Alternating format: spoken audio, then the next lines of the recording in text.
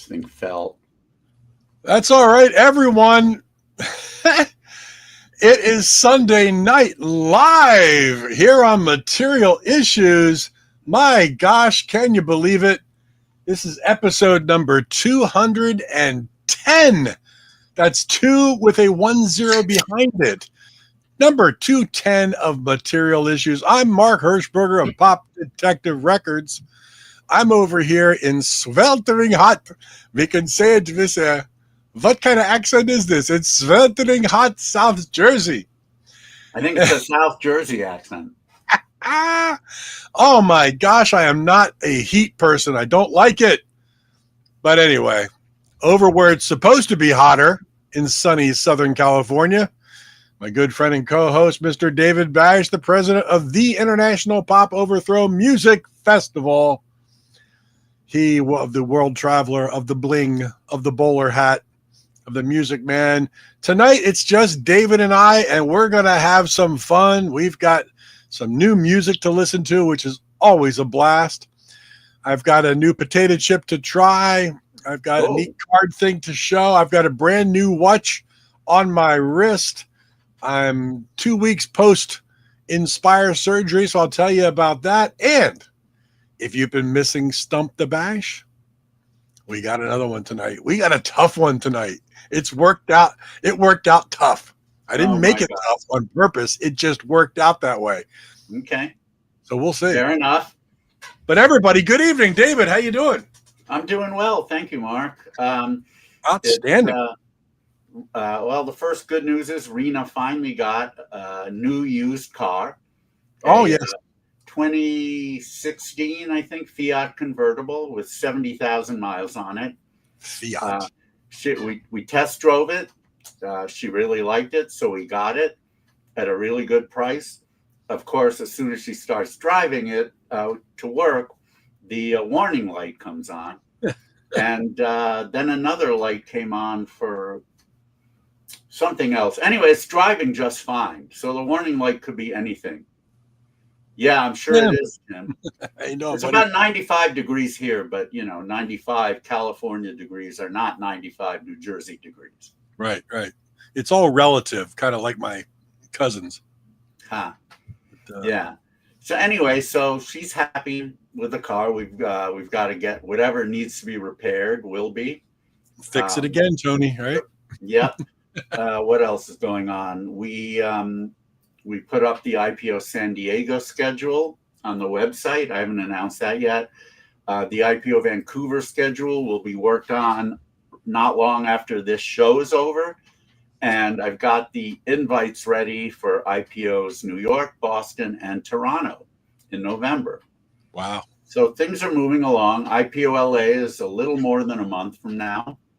The IPO CD artwork is just about done. I posted the front and back covers.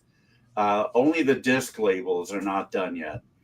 They should be done today, and then tomorrow we can ship off everything, the music and the artwork, to our manufacturer, have it ready a few days before IPO starts. And again, we'll be giving them away to anyone who pays to get into IPO LA. That's been kind of the tradition.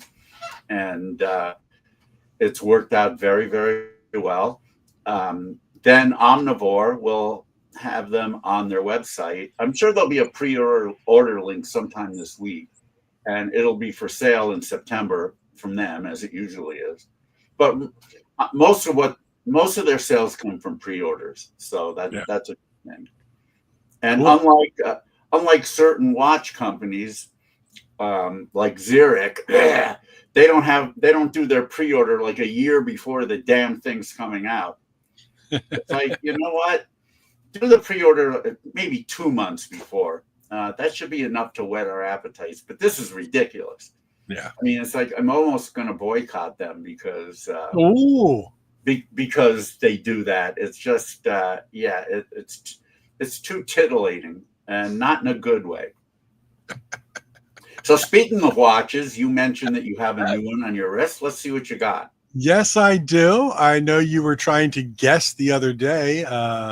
I was what I wrong. might have picked up because I think I purposely did that to throw you off track. I was Did liking you really? other watch Yeah, brands. Mark liked a post from a watch company, and it was their Star Trek watch, which looks really cool. Actually, it's got the Enterprise as a second hand. So I figured that was what he bought, but no, it is not. I am in the dark as much as everybody. I'm a Star Trek fan from the day and whatnot, but I'm not that big of a fan that I would have a Star Trek watch. So, Right. but it did What look do you cool. I got? did see that watch. But what I got is a Ralph Christian Ooh, Aurora Burst. I don't know that company. This is what it looks like on the wrist. Take it off, baby. Take it off. So you can maybe put it closer so we can see. It's called Aurora Burst. If I can get it here so the light doesn't angle it off, but it's multiple colors, different colored rings. Oh, I think I can tell. Yeah. It's an automatic. It's got the month, the day, and what's it, the month, the day, and the 24-hour dial. Oh, nice. All three. So I like it. Very, very. I like the white band. White band with a black bezel. Is really, really cool. There you go. Now you can see. Oh yeah. Better. Now that looks good. Oh, I like the different colors. Yeah. That's really. It's called the Aurora Burst. It fits so wonderfully nice on the wrist. It's a 42 millimeter. 42. All right. Right in the wheelhouse. It's kind of like a 94 proof bourbon, which is right in the wheelhouse. I like the 42 millimeter all the time. So yeah, I kind of, as everybody can see, if you don't know, I'm very scruffy, and I had surgery 2 weeks ago. I had the Inspire sleep apnea surgery. That's why I look this way. I can't shave for 6 weeks. So my little present to myself for post-surgery was to pick up this Aurora Burst. Yeah. I like it. But I'm healing well. It's hard to really tell. The incision right here is still a little black. I didn't even notice it actually until you mentioned it. And I get the same thing on my chest, but it's healing up. About 3.5 weeks until they activate it, and then we'll see how it changes things instead of getting. I really hope it lifts you. I know you've been suffering from that for years. Yeah, it would be great if your apnea can just disappear. So that's why I kind of look homeless right now. I didn't mean to look this scruffy, but I just I can't. They said I could shave everywhere except right here, and I was like, well, that would just look stupid. Well, I'm not sure if you have a home right now. All I see is a license plate. Maybe that's a car, and you're out in the road. Why are your lights not on? I don't know. Because it makes too much of a glare if I do this. Oh, you're in a home. Now I know. Yeah. Yeah, I'm not seeing the glare, but whatever you want. Yeah, it's all good. In case I stand up, because I'm not wearing any pants. I didn't want to. Oh, no. But anyhow, hey, listen.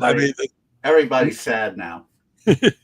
One thing I did want to mention today, it slightly upset me and bothered, but not anybody's fault whatsoever. But today was Terry Draper's big celebration of life, and unbeknownst to me, I was invited with an Evite about a month ago.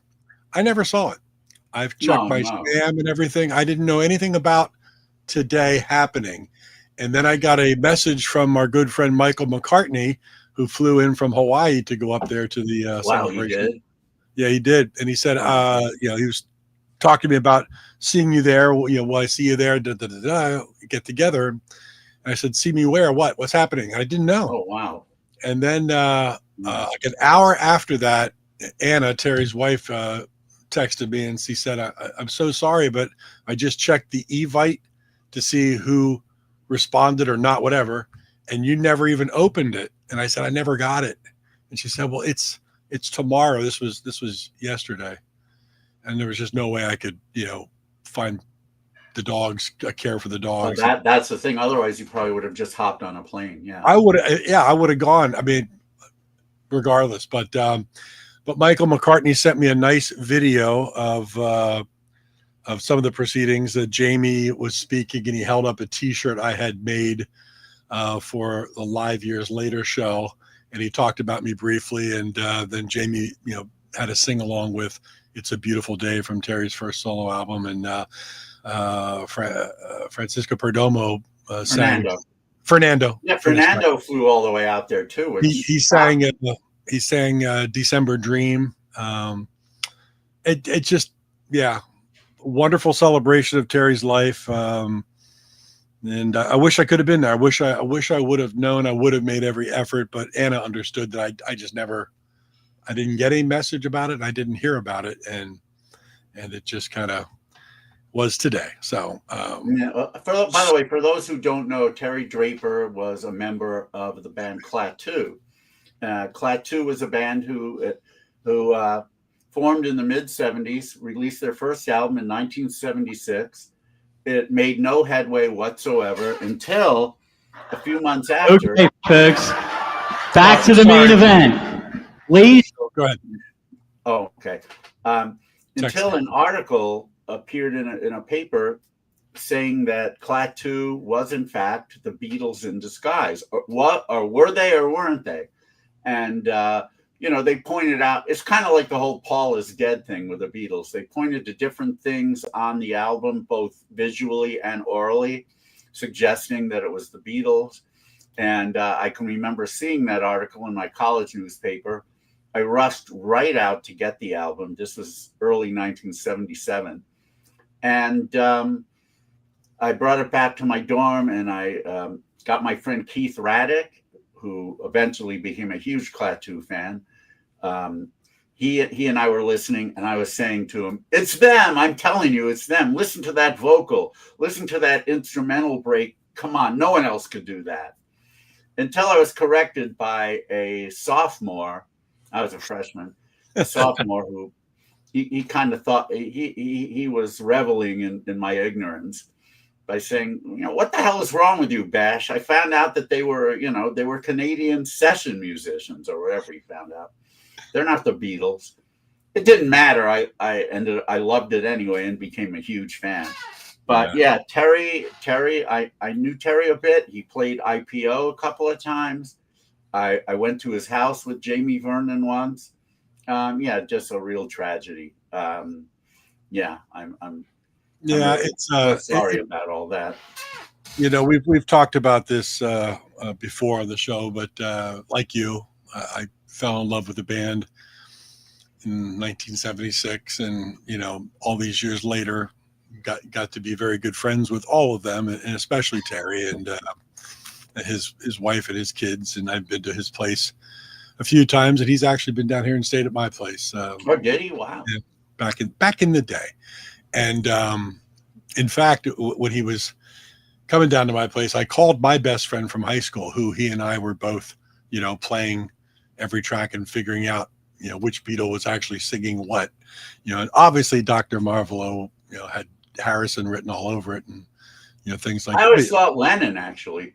We argued it all. It was all so much fun. Yeah. He was camping in the Poconos, and I called him around lunchtime, and I said, "You got to drive all the way down from the Poconos, which is a 3-hour drive, to my house in South Jersey. You got to be here for dinner." And he said, "Why?" I said, "Just trust me. You got to do it." And he said, "Really?" I said, "Yeah, trust me." And he drove down, left his family up in the Poconos, came down, and sat in the backyard, jaw agape, looking at Terry Draper playing not only Klaatu songs, but Beatles songs on an acoustic guitar in my backyard and hanging out. And, blows my mind. Became a very good friend of mine for a lot of years, and then sadly passed away in mid-May. So but he did have one very good stroke of fortune. He wrote the opening track on the first Klaatu album, Calling Occupants of Interplanetary Craft. I forget the story, but somehow it got into the hands of the Carpenters. Richard Carpenter decided he could make the song into a hit, and indeed he did. It wasn't a huge hit for the Carpenters, but it made the top 40 in the States, and it made quite a bit of coin, I believe. One of their backing musicians brought it into the studio one time when they were recording. They said, "You got to hear this song. It would be perfect for Karen." And Karen and Richard both agreed that it was right in her perfect range. Wow. And they loved it. And they thought it would be fun to re-examine it and rearrange it a little bit. And that's what they did. And yeah, Terry, as he co-wrote their Klaatu's first real hit and their last hit, which was December Dream. And so he bookended those two, and he didn't really write anything in between on all the 5 albums, but the first and the last. And think about what a stroke of luck that is. I mean, look, Tim's here. Someone's commenting on Tim being here. Hello, Tim. Tim Allen. Yeah. Unless he's talking about Tim Allen. I think so, probably. Yeah. But so we'll just call him Fit to be Tied in the right measure. Anyhow, you think about how lucky that is. That somebody else could have brought another song in that the Carpenters would have liked. Had things been different. Had even Karen Carpenter not sneezed one day. Yeah. It may have changed the course of her day and her life. I mean, someone else might have brought in, who knows what. Cool. Yeah, and what do you think of this song called "Escape," the Pina Colada song? You think you could? She'll say, "That sounds amazing. I think we should cover that," and that could have been a #1 song. Who knows? You never know. And we've had so many guests on Material Issues, and they talk about their strokes of fortune and their strokes of misfortune, and it's just circumstance. It's just a lot of it's just coincidence. But as Branch Rickey said, luck is the residue of design. I mean, Terry had to write that song before for that to happen. Had he not designed it, there never would have been a Carpenters hit. So, you make your own luck in many ways by just working as hard as you can, doing as much as you can, and you have a better chance of things happening.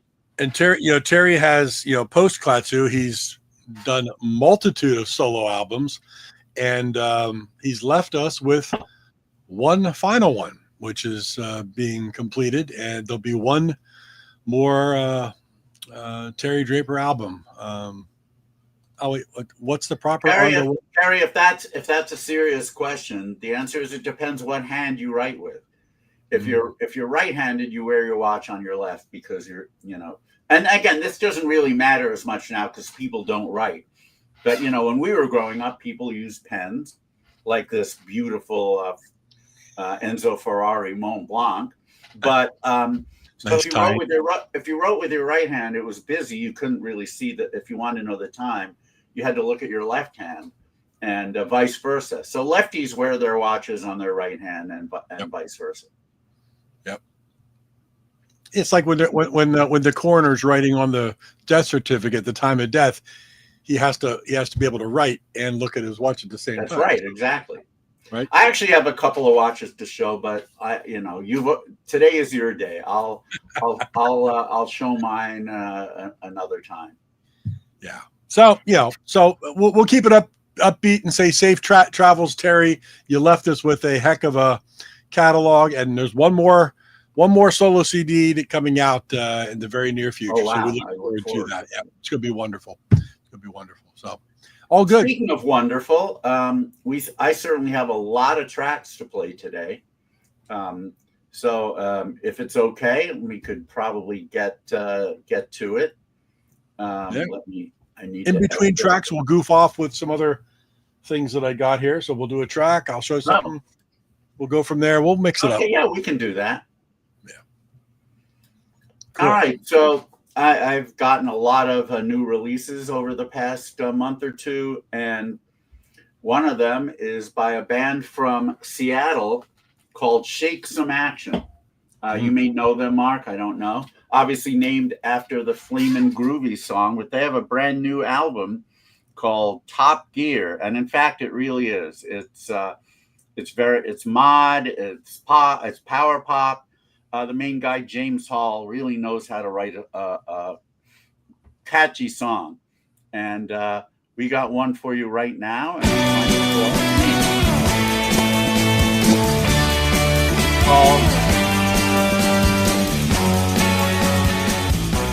Spend your days in the sunshine. Here we go.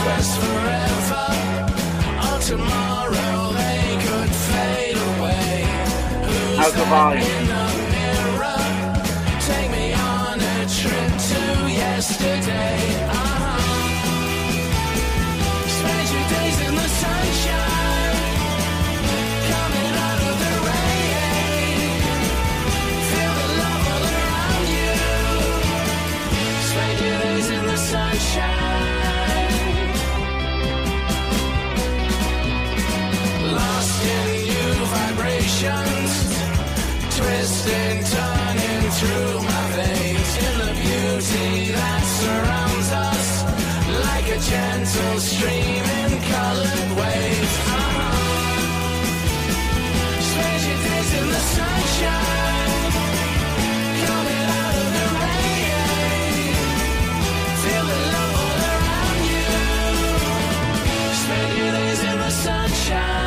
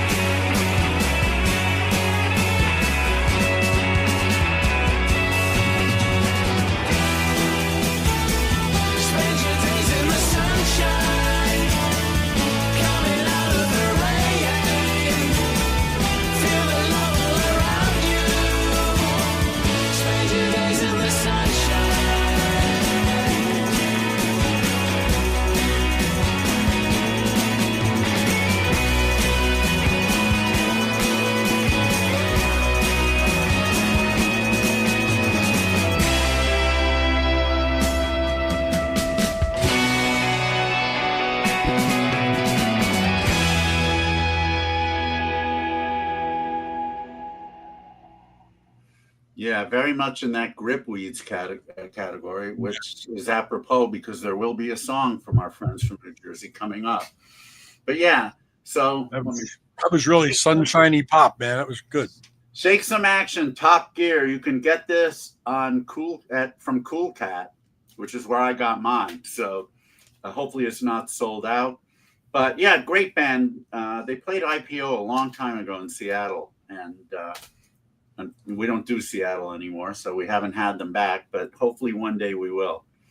Yeah, good sound, man. Good sound to it. I really like it. Really, yeah, that's a good song. Up next is a band who's been around for quite a while, at least 20 years, I think. They played IPO in their hometown of Boston a couple of years ago. It had been the first time they played IPO in their hometown. The last time they played it at all was 2005 in Chicago, because they happened to be touring and had an open date. Band is called Muck and the Myers. You might know who they are. Oh, I know them well, yeah. Muck and the Myers have been doing the garage pop for many, many years. And they have a brand new album called Beat Revolution. I would say it's still a little bit more garage than beat, but it's definitely got a beat sensibility to it. And here's a song. The name of the song is Julia, I Want to Kill Your Boyfriend by Muck and the Myers. Here we go. Julia's got a boyfriend. He puts his hand across her face. She says she don't fear nothing. Some days are good and some ain't. Julia, she's a princess, deserving continental taste. Not his range and muscle. And all that beauty gone to waste.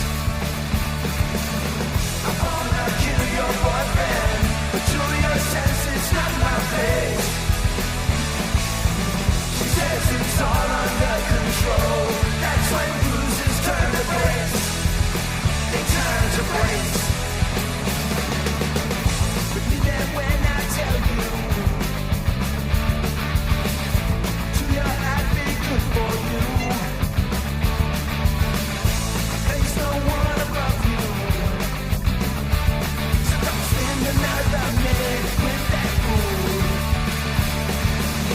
I wanna kill your boyfriend, but Julia says it's not my place. She says it's all under control. That's when bruises turn to breaks. They turn to breaks.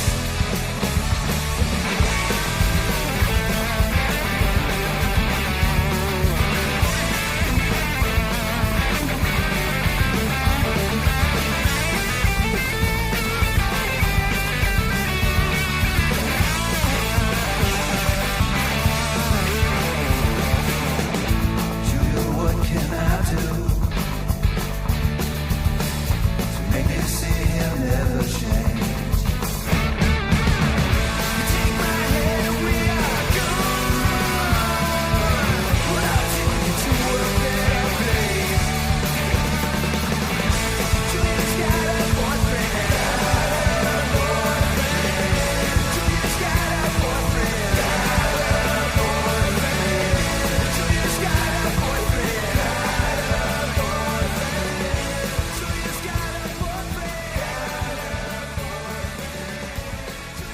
That's a driving song there.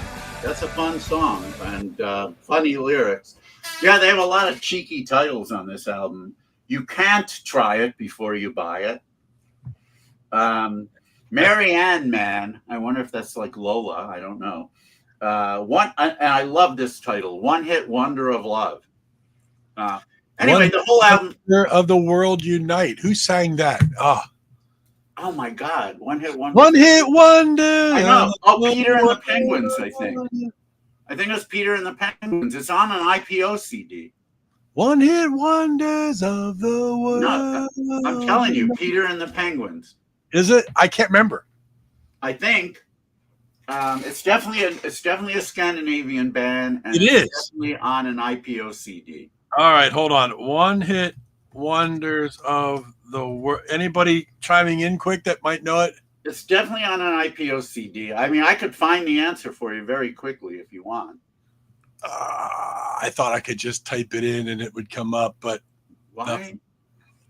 One Hit Wonders. I think it's the same band who did "There Goes Pete Best," which is one of our most famous IPO songs. There goes Pete Best, the unluckiest bastard in the world. No, they actually did see him when they came to IPO Liverpool. They actually did see him. Really? And, yeah. Oh, that's pretty cool. Yeah. It's not Anyhow. popping up. It might be Peter and the Penguins. It's definitely, I think it is, but it's definitely a Scandinavian band who had that track on IPO anywhere between 7 and 9. I can't remember. That bothers me if I can't remember who did that. Well, I'm gonna look for everybody here who cares or doesn't care. I'm gonna find out right now. Let's go to my merch page. Let's look at volume 8 track listing. I don't think it's Peter and the Penguins though. That may not be. It's definitely a Scandinavian band, right? It's not on 8. See if it's on 7. I know I just heard it recently because I was listening to those albums. No, I'm not seeing it here either. We're gonna figure this out. You're probably gonna get to it before I do. Maybe. I'm pretty certain it was on one of the ones I just heard. This is gonna bother me all night long unless we answer this question. Well, we'll get it. No, I mean, we will answer it. I don't even know if I would have it right. I'm sorry if this is boring to everybody, but it's just. I'm surprised I'm not finding it because I know I've heard it. I'm surprised I can't just name it.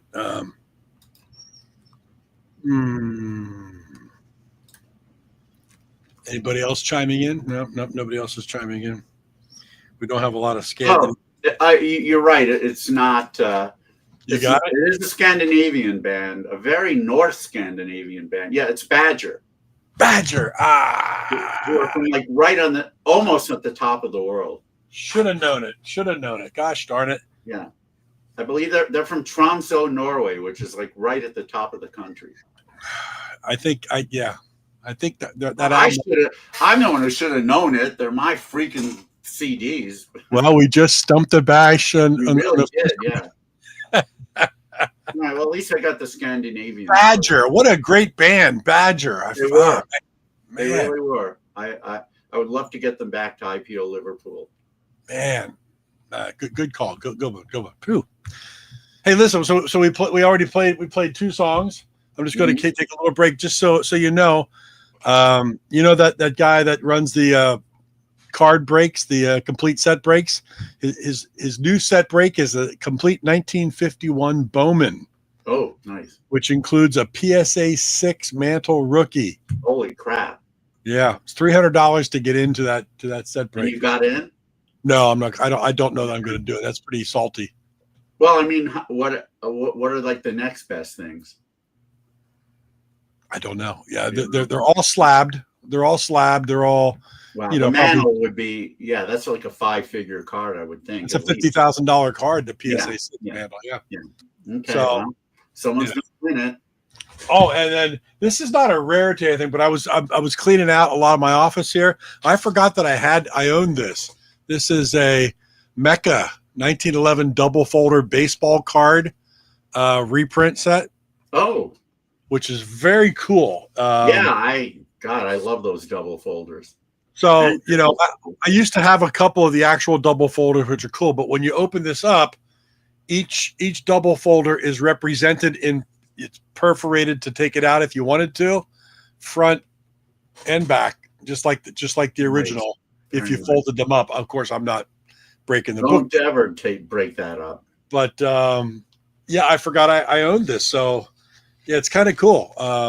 They're not like the original double folders were pure cardboard. These are laminated. Right. So there's a little more sturdy, but I found that today. I said, I got to show David that tonight on the show because it's pretty cool. That is. I love the Mecca double folder because they would fold in half. There'd be one player, and then they fold open would be the other player with the same kind of legs and stuff. It was kind of cool. Nice. Very neat. All right. I have something to show, but nothing nearly as impressive. A new Mountain Dew flavor that's 0 sugar. Summer Freeze. Makes me feel fine. It does. Cherry, lemon, raspberry. I'm shocked that they did a 0 sugar version. Cherry, lemon, raspberry. It's really good. I don't think it's going to last beyond the summer. They're probably just test marketing it. I don't know if it'll make it because Mountain Dew has tons of flavors. They have at least 20 flavors. Yeah. Only 4 of which are diet or 0 sugar. So I was shocked when I saw this one. But well, we're both old enough to remember when there was just Mountain Dew. Not even diet. It was just Mountain Dew, which was pretty freaking awesome when you were a kid. Right. Yes, it was. When I was a kid, I did not drink diet soda. I hated it. What? I think my first favorite diet soda, I had 2. I really enjoyed Tab. Remember Tab? Well, actually, you just reminded me of something. I loved diet soda when it had cyclamates in it, and that was the 60s. Once they changed to saccharin, it was like, ugh. Yeah. Yeah, and then they found NutraSweet, and I was back on them.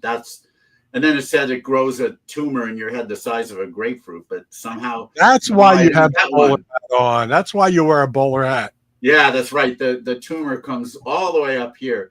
Maybe if I just squeeze it, the juice will come out of the tumor. It's not a tumor.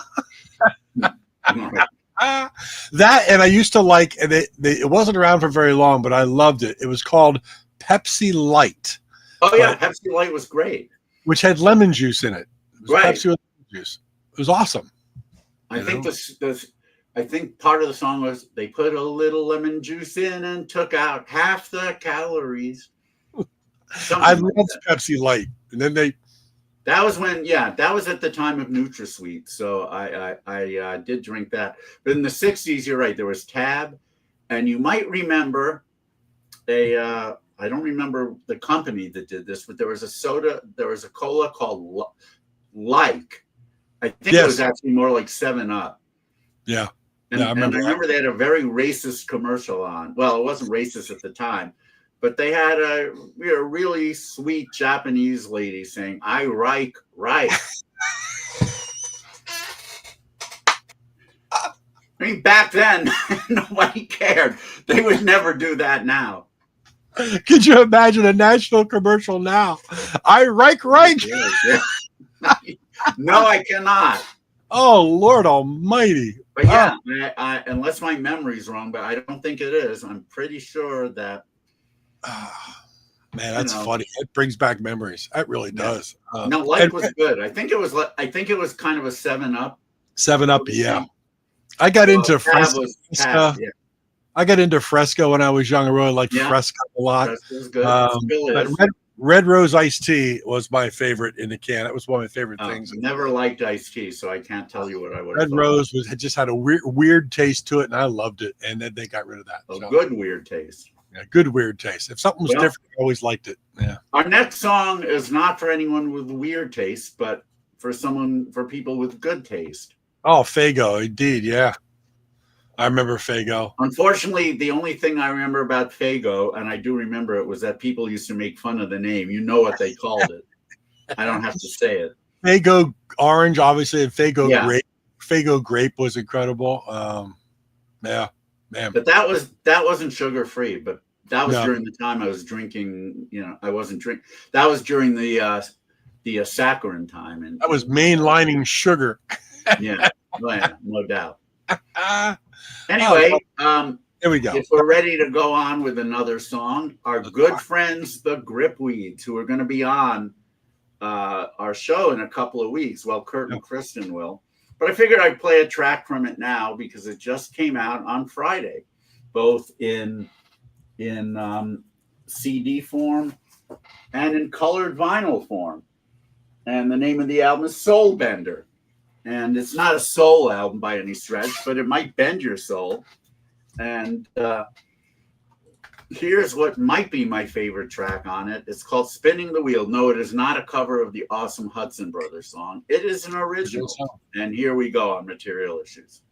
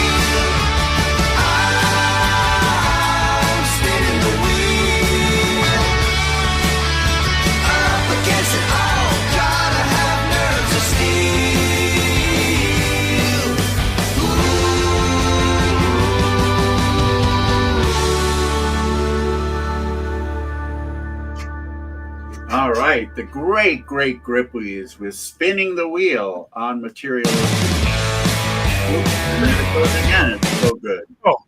That rocks, man. That's classic. That's certainly a quintessential Gripweed song. It's got that Kurt Ryle drumming, and nobody drums like him. Nice. I have to say, and I remember at one I got to keep adjusting these lights here. It's just not. At one particular IPO festival, Kurt did a drum solo, and like every band member that was out in the crowd, their mouths were agape, particularly the drummers. You know, it's like, how the hell does he do this? You know, they can't. Those drummers know how hard it is because you know, that's what they do, and they can't. Yeah, they could no way. He's one of the best, man. And that is a great. Yeah, it's a foundation for all of their songs, and especially on that one. That is a Gripweeds rocker for sure. Yeah, and Kurt and Kristen are going to be on the show in 2 weeks, July 13th. So if you want to find out all about the new album, and we'll be playing some more tracks, make sure you put on your calendar for July 13th. It's on Gem Records. Our good friend Marty Scott and Maureen, his assistant, who services us with product. We're very grateful for that. So yeah, it's out now. So if you want to go to Amazon or your local store, you can pick up either the CD or the vinyl. Up next, more or less every pop fan seems to love the Gripweeds. They're in the pantheon of bands who are still playing, who still putting out records, no doubt about it. Power Pop Hall of Famers, if there ever was one. Coming up next is a band who unfortunately doesn't play live. I wish they would, because I would love to have them at IPO Liverpool. They are from Cardiff, Wales, and they're called Soft Hearted Scientists. I don't know. Do you know them? No, never heard of them. No. Yeah, Soft Hearted Scientists. They put out several records over the years. Very cool psychedelic pop. Occasionally, really, really long songs that are just as easy to listen to as the shorter ones. They have a brand new album called Soft Hearted Scientists Present The Phantom of Canton. So it's supposed to be kind of a rock opera, and it probably is. I've listened to the whole thing, but I haven't absorbed the concept yet.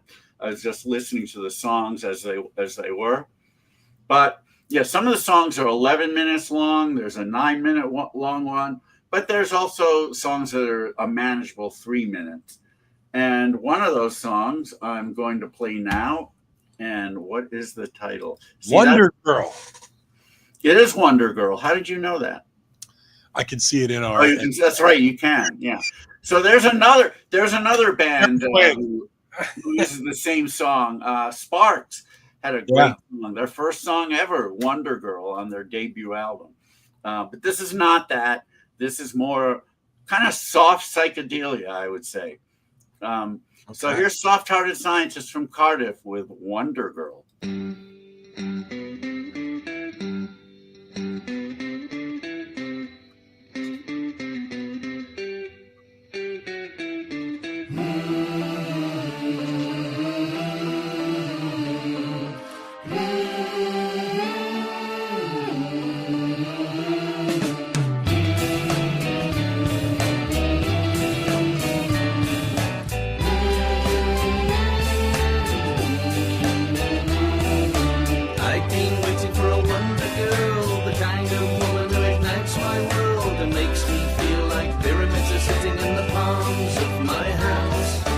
Suddenly a hurricane was in my heart. She killed my cynicism with a magic dart. I sailed the 7 seas in a haunted ship, but now I'm back on land. Wonder Girl, I lived in a house of doubts. You knocked on my door and you threw them out. You do fantastic things, like surfing Saturn's rings, and I hope that we will always be together.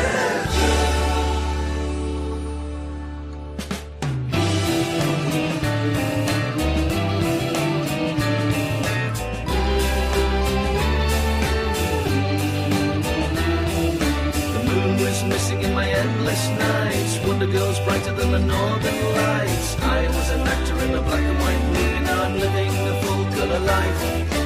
Wonder Girl, I lived in a house of doubts. You knocked on my door and you threw them out. You do fantastic things like surfing Saturn's rings, and I hope that we will always be together. Wonder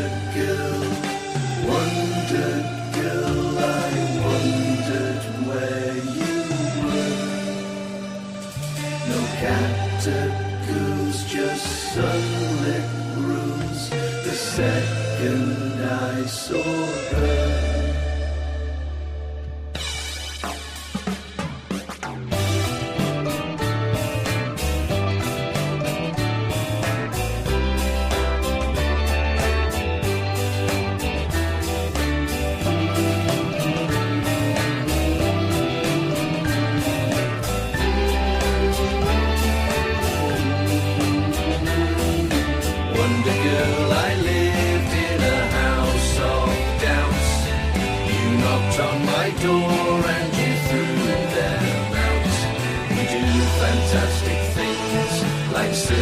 Saturn's rings, and I hope that we will always be together.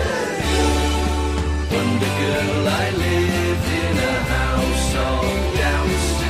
You knocked on my door and you threw them out. I do fantastic things like surfing Saturn's rings, and I hope that we will always be together.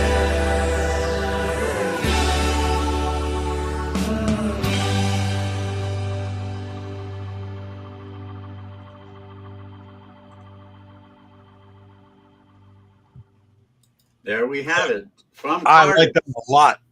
Yeah, well, you'll be happy to know that Soft Hearted Scientist has tons of albums, most of which, if not all, you can get from their website. Their main man is Nathan Hall. I've talked to him about playing IPO so many times, but I think a lot of the members are located in different places and they don't play live, really. They only played like one live event in Cardiff, but they really don't. Yeah. So it's unfortunate. I'm hoping that changes one day. This album is actually 77 minutes long, but it's on one disc. So I like good the on layer. Nathan and the guys for doing it. I really like the layering of the little effects and the sounds and things. It's very Skylarking XTC ish kind of stuff No going doubt, on. No doubt. Really And, good. Really like that a lot. That's even the long songs are really pretty. I mean, there's no real filler. Yeah. And there's more of them on this album because it's kind of it's sort of a concept of an opera. I love it. Soft-hearted scientists. Soft-hearted scientists, yes. A good friend of ours is a gentleman named Andrew Curry who lives on the West Coast. He's constantly putting out really cool compilations paying tribute to a particular artist. And he has a brand new one called Second by Second, Minutes by Minutes, the songs of Rick Springfield. Really? And I believe, I'm not 100% sure about this, but I think some of the proceeds go to a charity. Nice. So that's a good reason to buy it right there. But the other reason is it spans most of Rick's career. I didn't see a Zoot song on it. I wish I had, but there's a track from his first album. There's a track from Comic Book Heroes, I believe, and there's a track from Wait for Night. I'm a much bigger fan of his pre-Jesse's Girl stuff, but I do his Jesse's Girl period stuff is just fine. He was one of those guys who became famous simultaneously as an actor on General Hospital and as a recording artist. Yeah. So I think there was a synergistic effect there. Anyway, a lot of really cool artists on this compilation. Eitan Mirsky, Vegas with Randolph, Mike Simmons, Pop Dudes with John Borat, Joe Giddings, Jason Burke, Linus of Hollywood, who's been a guest of ours, Lisa Michaels, who's been a guest of ours, and all kinds of other ones. But the one I'm going to play, the one I'm going to play doing my favorite Rick Springfield song from the hit period is Splitsville, who are going to have a new album out on Big Stir pretty soon. I'll be able to play that one, I think, next time we do one of these. I can't play it now, but I can play this track. And it is Splitsville's version of Love Is All Right Tonight. So here we have it from Seconds by Second, Minute by Minute, the songs of Rick Springfield. Here we go.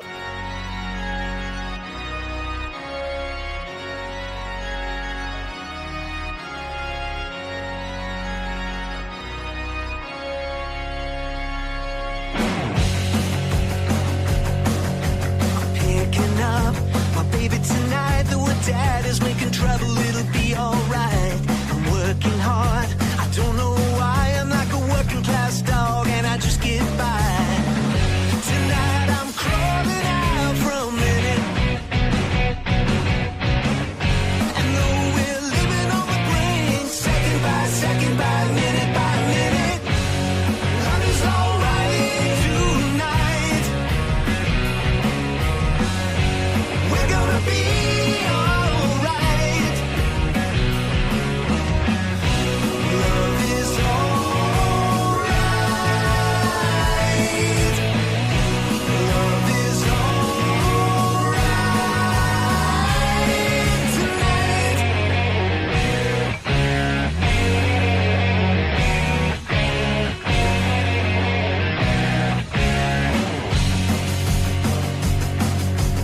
Everyone's saying the sky's gonna fall. Don't know where it's gonna stop, if it stops at all. I know the world's going crazy, alright. I hope it holds together for one more night.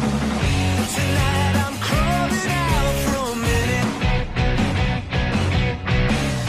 And though we're living on the brink, second by second, by minute, love is alright tonight. Baby, we're gonna be alright. Love is alright. Love is alright tonight.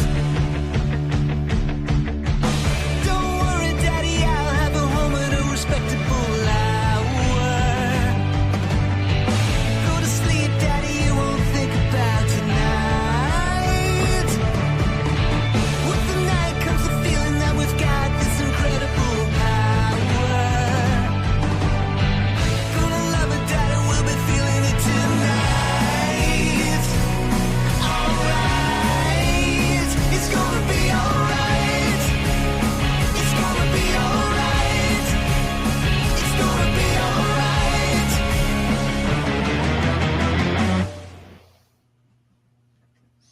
That's real. Love is alright tonight. Not over yet.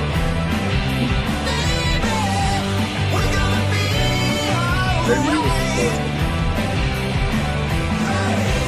Love is alright. Love is alright. Love is alright tonight.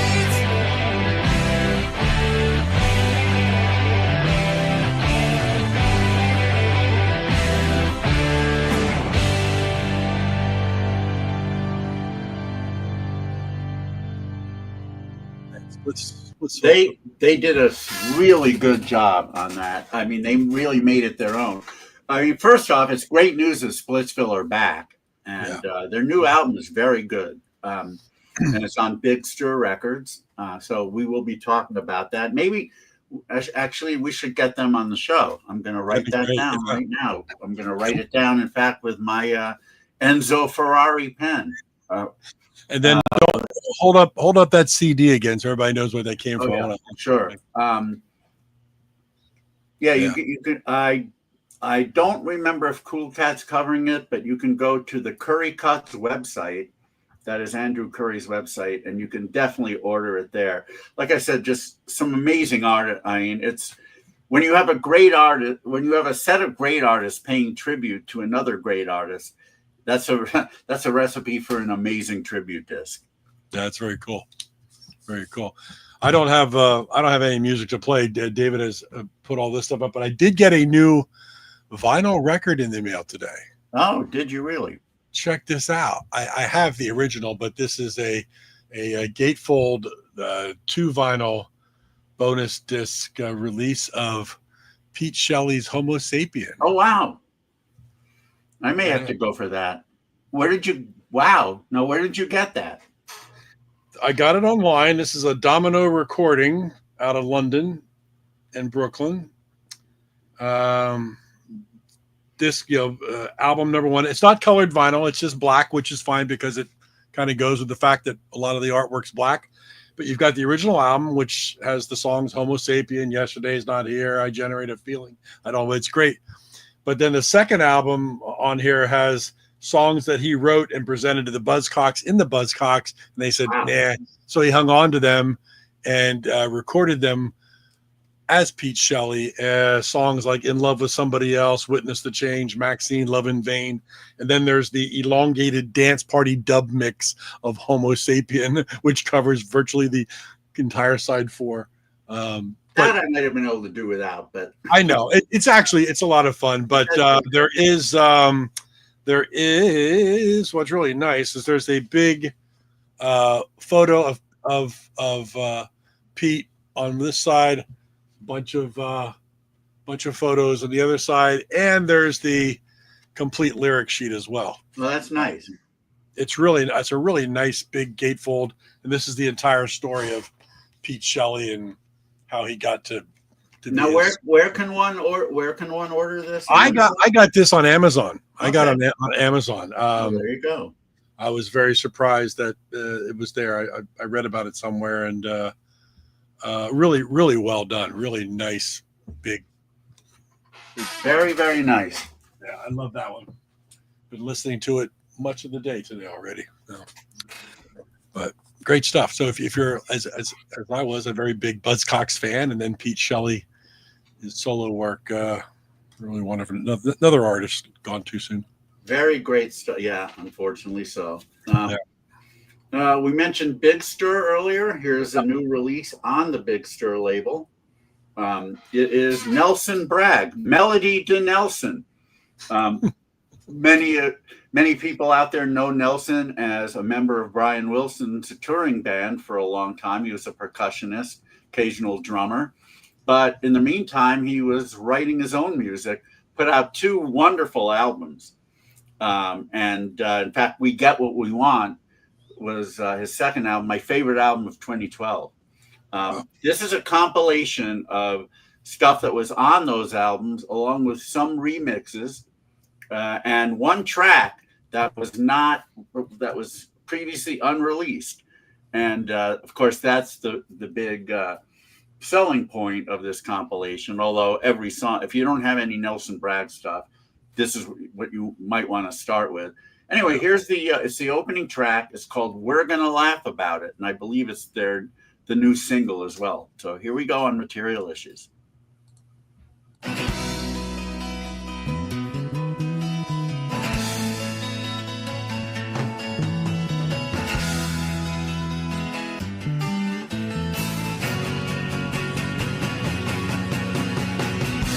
When I was a train that never could, I dreamt about girls that surely would. When troubles began that day, we're gonna laugh about it.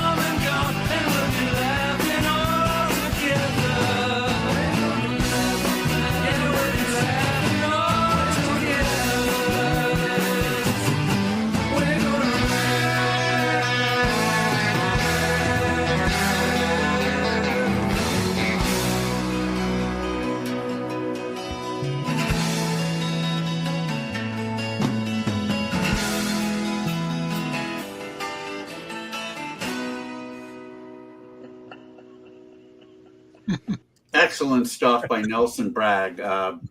New song called "We're Gonna Laugh About It." It is definitely it's a selling point for this album, Melody de Nelson. But even if you have both of his albums, there's also several remixes of tracks which sound somewhat different. So on that, in that respect, it's also those are also strong selling points. Our good friends Christina and Rex on Big Stir have released this one. It's on vinyl and CD, by the way. Well, you can see it's on CD because I'm holding it, but it's also on vinyl. So, or you've got really big hands. I've never been accused of that. And you know what small hands mean? Small No, gloves. That's what they mean. That's all it means. That's a really good. That's a really good track, though, man. Really Again, is. here's another thing, because as I was listening to it again, I get a lot of XTC influence there. You hear it, and then I started thinking while I was listening to the track, who were XTC really influenced by? They were very influenced by Beatles and Moody Blues and things along this nature. But when I hearken right to XTC, that's how influential a band like that has been to a lot of artists that we hear today. Which is quite amazing, quite amazing that you could hear so much of that. Early XTC is obviously way different from later XTC. It is. Yeah. Somebody who really knows the early stuff like the back of their hand could probably answer this better than I can, but it's hard for me to figure out, who they were influenced by. It is so jagged and songs like "This Is Pop" or "Life Begins at the Hop," or Well, those are even the poppier things. But if you think about some of the stuff on the first couple of albums, it's all very jagged. It's not particularly melodic. Right. Yeah. How did they come up with that? We had Dave Gregory on the show. I don't think we asked him about that because we were so anxious to ask him about the stuff we really love, and other parts of his career. So. Yeah, I don't know, but certainly, so many of today's artists were so greatly influenced by XTC. Oh, we've got something new. What do we got here? Kettle chips, chili crisp. Oh my God, I don't think I've seen those out here. Not that they're on my diet or anything. I'm just saying. Oh my God, how much I love chili crisp, the little chili oil for the. Oh, but here we go. I got to give it a try. You've never tried these? Never tried these. I was saving it for tonight's episode. Here we go. Taste test. Hold on. Taste test, everyone. First of all, they smell really good. They smell really good. You're tasting them like wine. Wow, that's a big one. That's a big chip. Here we go. Chili crisp, which is basically that chili oil at Asian restaurants that have the crispy peppers in it, Wow. Oh my God. Oh, they're living up to the billing, huh? This is really good. Oh boy. Now look what you've done to me. I don't know if they're out here yet, and I'm hoping they aren't. There's a little bite there, as you would expect from the chili crisp oil. Not overbearing, but enough to wake you up. Wow. But it really just tastes like.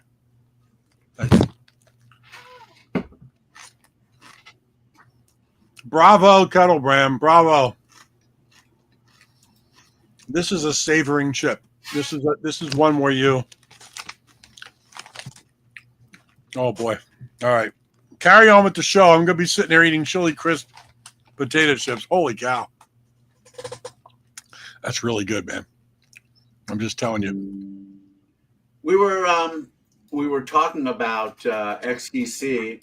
I don't remember if we talked about them last time when we were lamenting over who wasn't in the Rock and Roll Hall of Fame, and I don't think they are. That would be a travesty. I don't think they are either.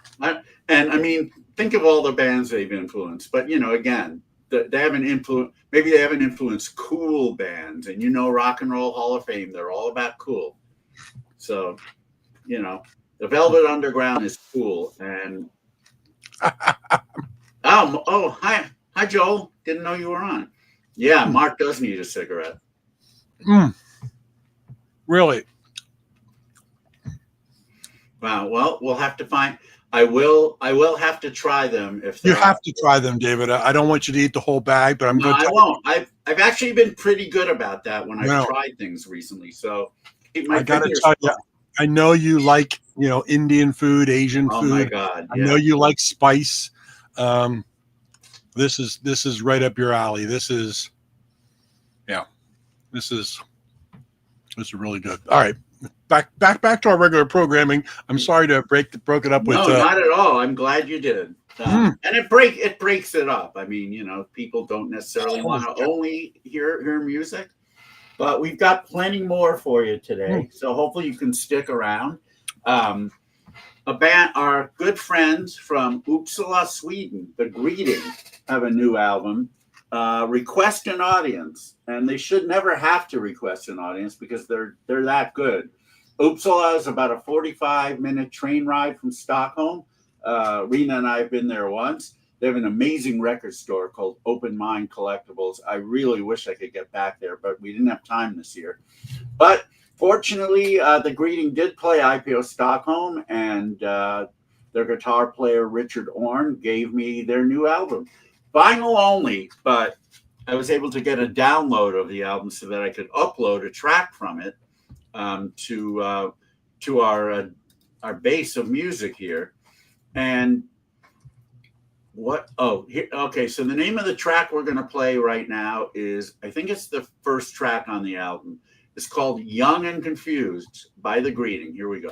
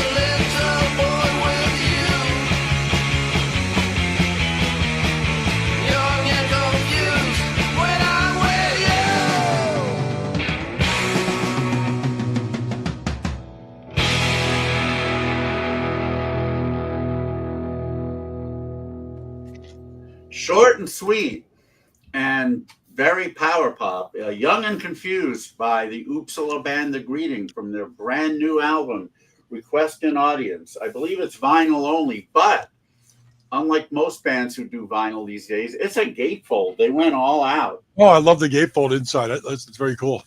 Yeah, and it's got a lyric sheet in the first fold of the gate. Here we go. And a nice picture of them. They're so well dressed also. Nice. They all wear those green suits, and they always look good as well as sound good. Very cool. I'm not sure. I assume this is available on the Greeting website. I don't know if anybody else is carrying it right now, but it's certainly available online. So definitely go to the Greetings webpage and check that out. Well, let's see. I've got a few songs that we didn't have a chance to play a couple of months ago. I think we should play them. And then, so 3 current tracks and then 2 reissue tracks, and then we're done. Band from Las Vegas, although I think the origination is Scotland, at least by the main guy. Oh yeah, that's true. Also, the descending guitar lick I really loved. It's kind of reminds me of Elvis Costello a little bit. Anyway, a band called the Laissez-Faire, brand new album on Rumbar Records out of Boston, but the band is out of Las Vegas. The main guy, John Fallon, had a band in the 60s, the 80s called the Steps, who were part of that neo-psychedelic movement.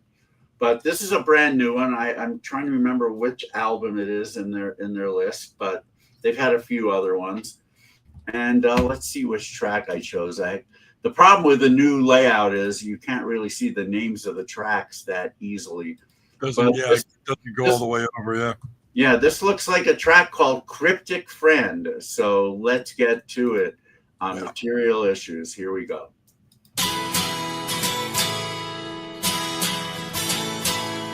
She's painting her pictures down the garden shed. Everybody loves her though she's off her head. She never makes mistakes, but she's always wrong. Even when she says that I don't belong. She is my cryptic friend. Oh yeah. And she says her love is to lend. Oh no. Just look at those colors. A starry eyes with lovers. She's never ever like the others. She never really listens to a word I say. I try to move away, yet I always stay. It scares me to think how much time I waste. I look like a drawing that she half erased. She is my cryptic friend. Oh yeah. And she says her love is to lend. Oh no. Just look at those colors. Her starry eyes miss lovers. She never liked the others.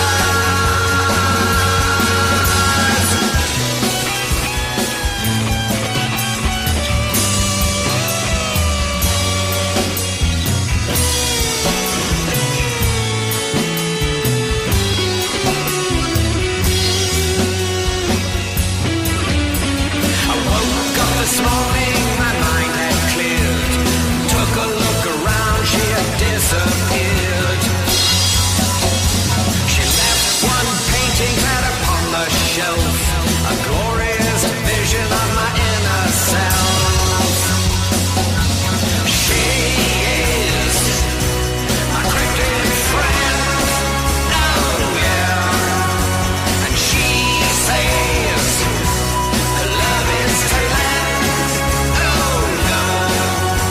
Just look at those colors. Her starry eyes with lovers. She's never ever liked the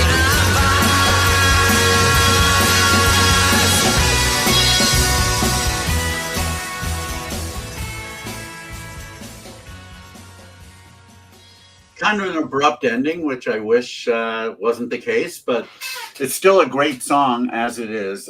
John Fallon is definitely a master of that garage psychedelic sound using all kinds of echo. But the band is called the Laissez-Faire, and their new album, Cryptic Numbers, and this was a song called Cryptic Friend. It's on Rumbar Records, And in fact, we are doing a Rumbar Records night in Los Angeles for IPO. It's actually not a night, it's an afternoon, the Sunday, August 10th. I'm going to see if we can get the laissez-faires to join it. And we might be able to do that. So that would be cool. They have played IPO before. And yeah, John Fallon's a very cool guy. I was getting kind of a psychedelic furs bent there, the vocal and the chiming guitar. Really good stuff. Very 80s influence. Like I said, the Steps were his original band who did that sort of psychedelic garage thing in the 80s. Had a lot of albums. So he's carrying on that sound a bit with the laissez-faires. And I believe his son, under the Crom Fallon, plays bass on a lot of the tracks. So it's a family affair without Sly Stone. So here, and who knows? Maybe that will be a Stump the Bash track, but I don't think so because he said it was a tough one, which means it's not one of the top hits of any year. So it won't be family affair. Anyway, all I can say is I had to put the kettle chip bag away because they were so good. You know how kettle chips are really, really, really crunchy, like nice and crunchy. Yes, and they're crunchy. Oh my god! I'm sorry. Like I said, I didn't see them at my local supermarket last time I was there, so maybe that's one of the best potato chips I've tasted in the last few years. Wow, that says a lot right there. Well, if it beats material issues, if it beats President's Choice ketchup chips, which are probably my all-time favorite, I don't. I'm going to put this out there, and I'm going to say if you taste these chips, it's going to be close to your top. Well, knowing you, it certainly has the David Bash earmarks all over it. So it sure does. I trust you. I'm going to try it. 2 more new tracks and then a couple of reissues. Band from Cornwall, The Viewers, have a brand new album, If Not Now, When? And it's really a bittersweet story. Their main man, Paul Eustace, came down with cancer a few years ago. It really ravaged him, but it looks like he's beaten it. He's really worked hard to beat it, and it looks like he has, to the point where The Viewers did come up to IPO Liverpool and play. He looked and sounded great. This is their brand new album, and there's a track from it which will be on the IPO CD this year called Around and Around. And it's really, really good. So here we go with The Viewers, Around and Around.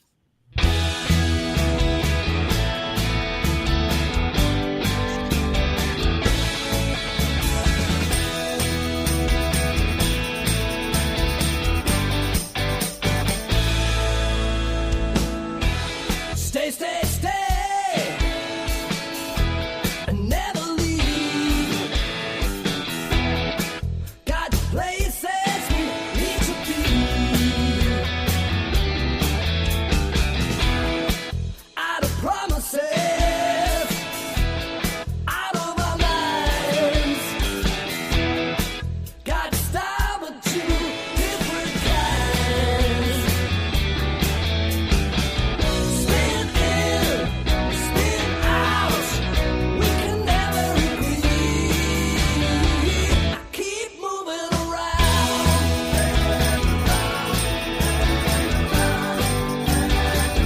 keep turning upside down,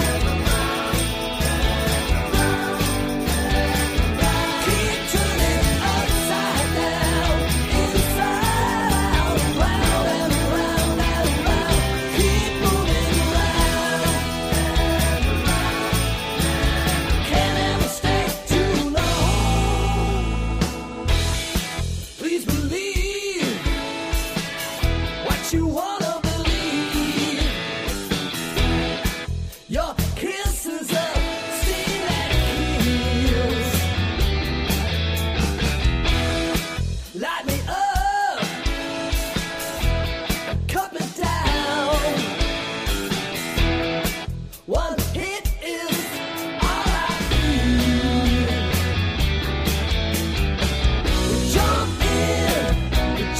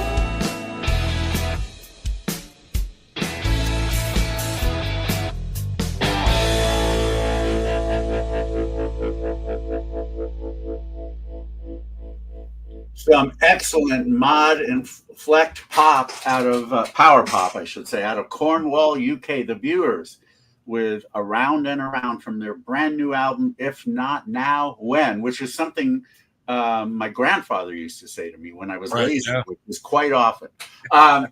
Anyhow, yeah, that album is, I would assume, available on the Viewers website. I don't know if Cool Cat is carrying it yet, but definitely check that out. I have to thank Paul also he's the one who got me out of wearing only Paisley shirts. He came up to Liverpool one year with this great mod shirt. I loved it. I said, "Where'd you get it?" He told me. I ordered a few mod shirts from their website. They were sent right up to Liverpool. And ever since then, I've kind of branched out a bit. And I've mixed a lot of other styles with the Paisley. So thank you, Paul Eustace, and may you rock for many, many years to come. Nice. That's good. Last track that's new anyway. A band who's certainly not new. I would assume the most well-known band that I'm going to play of their new tracks. I had no idea they were still together. The Vapors. Oh, really? Yeah, they've been Journey playing Japanese. Of forever, course, yeah. everybody knows that track. And this is their brand new album called Wasp in a Jar. And you'll find that they definitely still got it with this album. A lot of really good pop. I forget which city in the UK they're from, but easy enough to look up, I'm sure. Anyway, here is the opening track from Wasp in a Jar. It's called Hit the Ground Running on Material Issues.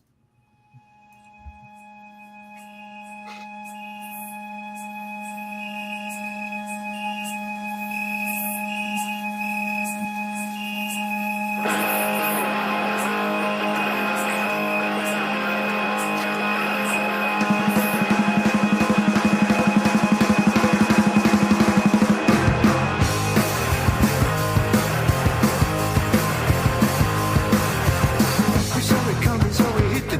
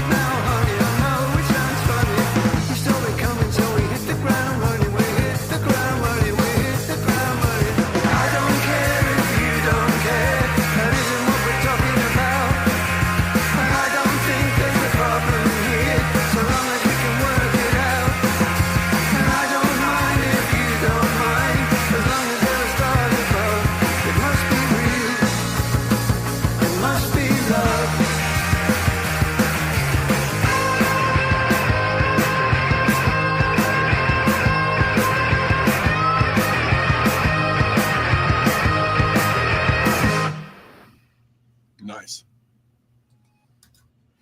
Yeah, they still got it. That's for sure. The Vapors, Wasp in a Jar, and that song is called Hit the Ground Running. The whole album is filled with new wavy classics like that. They've definitely taken that sound and kept it. And they're touring. I mean, at least they were earlier this year. They may go back on tour. Don't know if they're coming to the U.S., but man, I would certainly go see them. Indeed, they're still doing it. Yeah, they're still. It's so great when these bands are still doing it. I can't tell you, and they rock. I mean, these guys have to be in their mid to late 60s, maybe even 70s, and they still got it. Yeah. They're not. Yeah, I mean, they're not just phoning it in. They're not sitting in a rocking chair playing acoustic. They're still out there rocking. And I'm good on them. Yeah, definitely good on them. That's all I can say. Maybe we should save the reissues for another time because we're already at the 131 mark, and we still got to stump the bash to do. Oh yeah, because we got Stump the Bash. Yeah, we can save the reissues for another time. That's fine. Okay, for another time, yes. Maybe we'll do a bonus episode. There you go.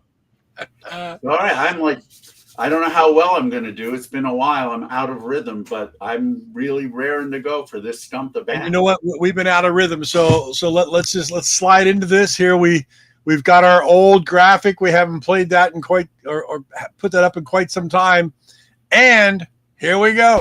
Stump the bash, stump the bash. Stump the bash, stump the bash. All right, my friends, we haven't done this in quite a long time. This That's what is she said. Stump the Bash, the original version. This is not a hybrid. This is not something a little bit different. This is the original version of Stump the Bash. If we haven't played in a while, let us remind everybody, we've got 11 years, 1965 to 1975. David picks 5 of those years. We start off with a clue. Many times that first clue is extremely difficult, almost, may I say, impossible, and he's gotten those clues. But he has to average 3 points per track, which is 15 points total, which means by clue number 3 on each one in order to knock it down. Got to average 3. Got to average 3. So I've told you, when I pick a number, I don't try to say, let's make this really difficult. I just pick a number. Tonight's number is a little difficult, but as I was putting these clues together, I've said this before, and I've been proven wrong by David, the savant of trivia, before. But tonight seems to be a little difficult because this is chart position, Billboard year-ending Hot 100 number 90. Whoa. Yeah, I mean, already. You can't if it's if it's top 20, you're going to be dealing with songs that finish number 1 at some point during their year. So that makes it a lot easier. But yeah, I mean, number 90, we're usually talking about songs that finish between maybe 10 and 15 as far as peak position. So that's a little harder. I mean, in most cases, I'll certainly have heard them. Maybe not in the 60s ones so much. And many times they peaked for just like a week or two, and then they disappeared. That's true. And that makes it difficult too. Yeah. So we'll see where we stand at number 90. Wow. All right. What year are you going to be comfortable starting at? I would be comfortable starting with 1971, the year of my bar mitzvah. Wow. And it just so happens that I had 1971 pulled right up here on the very first clue. You knew it. You know me so well. All right. Here we go. This is clue number 1. If he gets it on this one, he gets 5 points, which puts him right in there right away. But chart position year ending number 90 in 1971. This track was written by Pam Sawyer. Pam, did you say? Pam Sawyer. Pam, as in all right. Pam. Are you saying Pam or Pan? It's a Will Ferrell movie. Pam Sawyer, Gary McManus, and Gloria Jones. and arranged by Paul Reiser, not the actor. Probably not. No, I think he was probably around 15 or so at that point. So what you've got is the songwriters and the arranger. That's all I got. That's all you got for clue number 1. Oh, geez. And you're probably not going to get it on clue number 1. Well, Gloria Jones did. If it's the same Gloria Jones, I don't know if it is. Did "Tainted Love." So this might be a soul song. I mean, I have no idea. So let me think of some. I'm loving the logic. I'm loving the logic. So let me think of soul songs that might have finished around 10-ish or so. I'll just take a guess. "Trapped by a Thing Called Love" by Denise LaSalle. What a great guess, but not correct. But wrong. Might be a shitty guess. It's a pretty awesome guess, though. I wouldn't have pulled that one out of my butt. But no, the 5-pointer is down the drain. We're going to move on to. Really gave me a top 5-pointer there.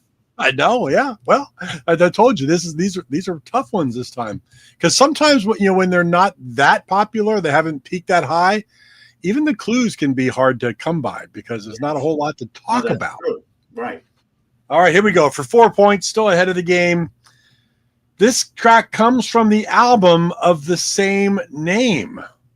It peaked at number 9 on Billboard. Around 10. Yeah. Well, I'm trying to remember if this group, again, I'm still thinking soul, and I could be wrong already. Trying to remember if this group had an album with this title. I got to say, of the 11 tracks available in this Stump the Bash, this could be the toughest one of all. Yeah. I think you picked the toughest one. Yeah, I mean, if I don't get it, at least based upon these clues, I can't be embarrassed or anything. But let's see, did they have an album with this title? All right. Again, I have that could be so many different things. So I'm going to go with "Stick Up" by the Honeycomb.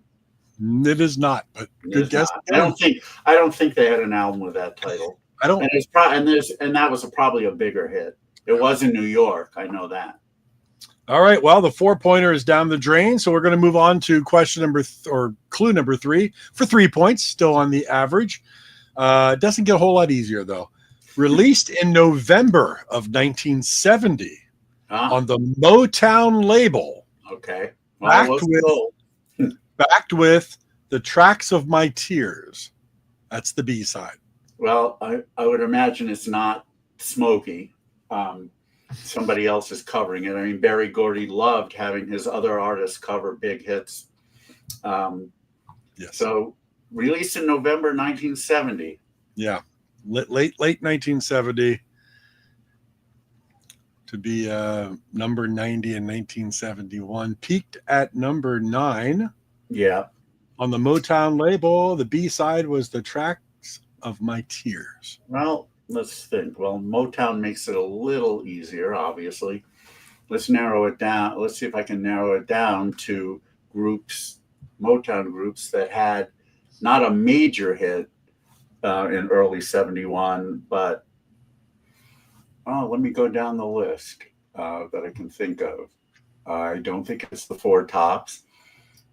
I don't think it's the Temptations. No, I don't think it's the Jackson 5. The only thing they had early in 71 that was a hit was "Mama's Pearl," which was a lot bigger. I don't think who's left. Well, I know one that's left who I'm saving because it might be him. Marvin Gaye. Well, "What's Going On" was the first hit in 71, and it obviously was huge, so it's not him. And we also haven't heard from Tim Allen on this yet, so he's probably pretty stumped too. The Supremes. Question is, was that song the song I'm thinking of? Oh, there are a couple of other possibilities. The Supremes without Diana Ross had Stone Love late in the year. And I have a feeling that was on the 70 chart. Diana Ross had a song late in the year that I really loved, but it was as big as number 9, Remember Me. And then Stevie Wonder had Heaven Help Us All, which was very late, and something tells me that did hit number 9. Although again, I have a feeling, I think Remember Me wasn't quite that big, although it should have been. I think you're also like, this was a year where there was a number of good Motown things that popped up across the board. So it really was. Got a lot to play with. But I've got to narrow it down to those 3. I don't think there are any Motown acts left that would have had anything. So the question is, which one is it? Well, Stevie, of course, was a songwriter, but I don't think he wrote that. Then who are the other 2? Well, Diana Ross really didn't write, and the Supremes really didn't write either.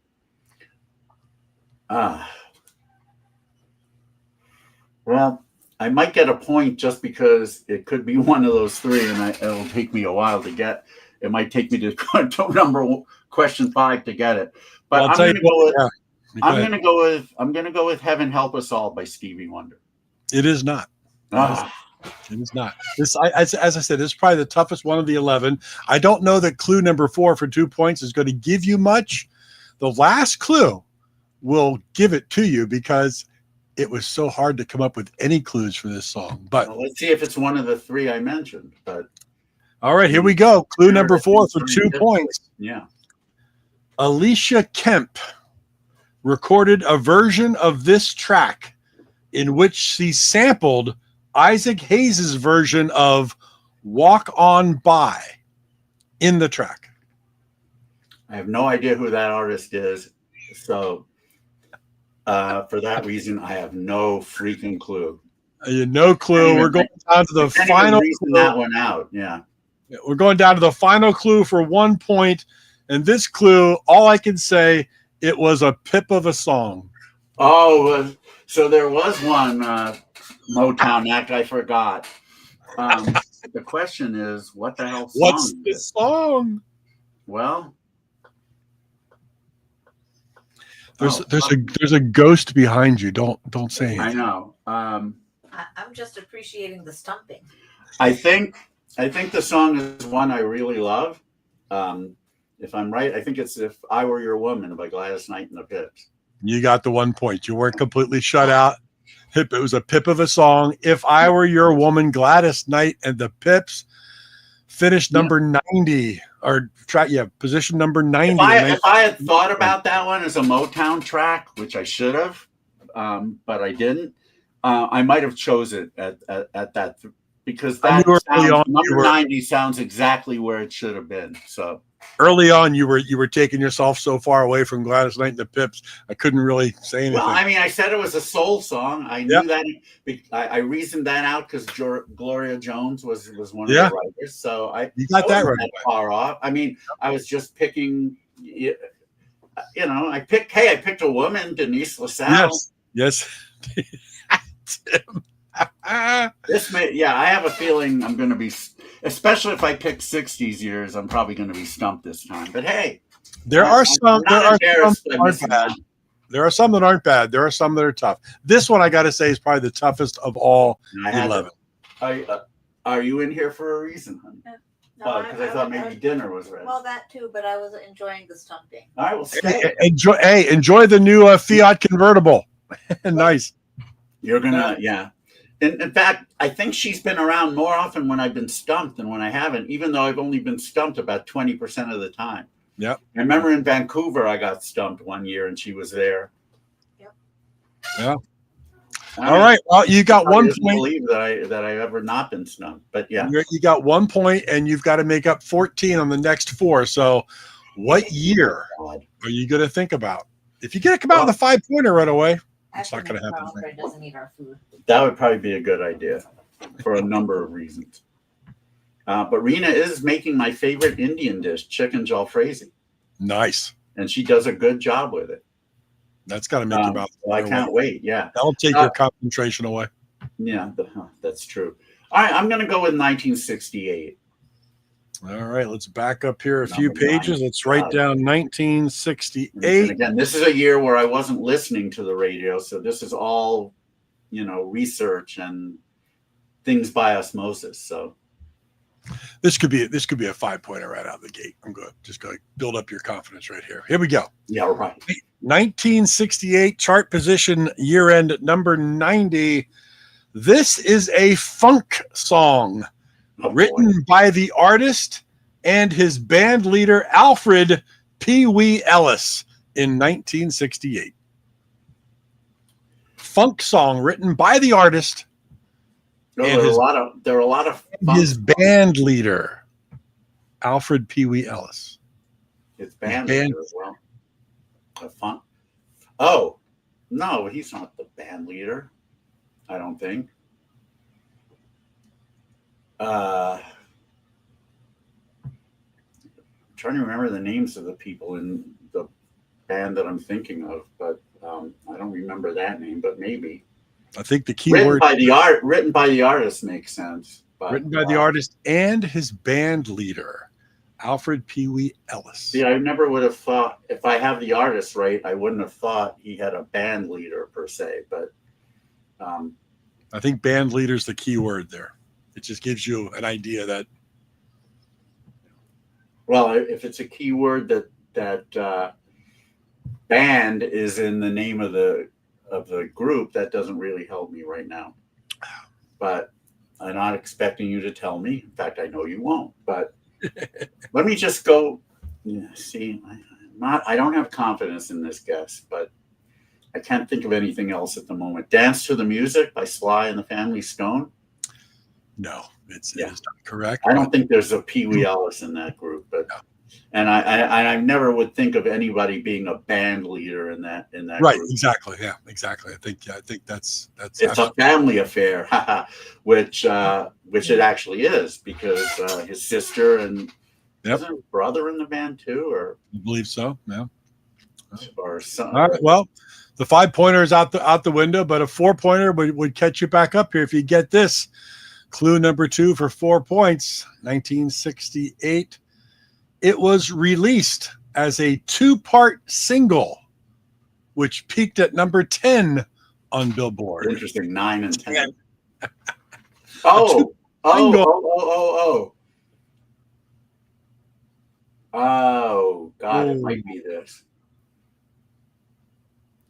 Well, here's the funny thing. I mean, I'm thinking of a band of brothers, but what's their real name? Were they all really named this thing? But I mean, it's a long, was that song just on one side or was it broken up? Well, there are 5 guys in the band, and I have a feeling they can't all really be related because that's a tough one. But I have no other clue than to say "Time Has Come Today" by the Chambers Brothers. Ooh, what a great guess, but No, not correct. maybe they all were brothers. I don't thought think I thought that song was split into 2, but I believe it was, but it's not this that. one. See, at least people who see me get like 3 points total on this thing will know that I had scientifically good guesses. You did have good guesses, and you're going to get it on this clue. We'll see. You're going to get it. Here we go. Clue number 3 for 3 points. This song became the unofficial anthem for the Black Power movement. I should get it. I've certainly research and enjoy watching documentaries on the Black Power movement, but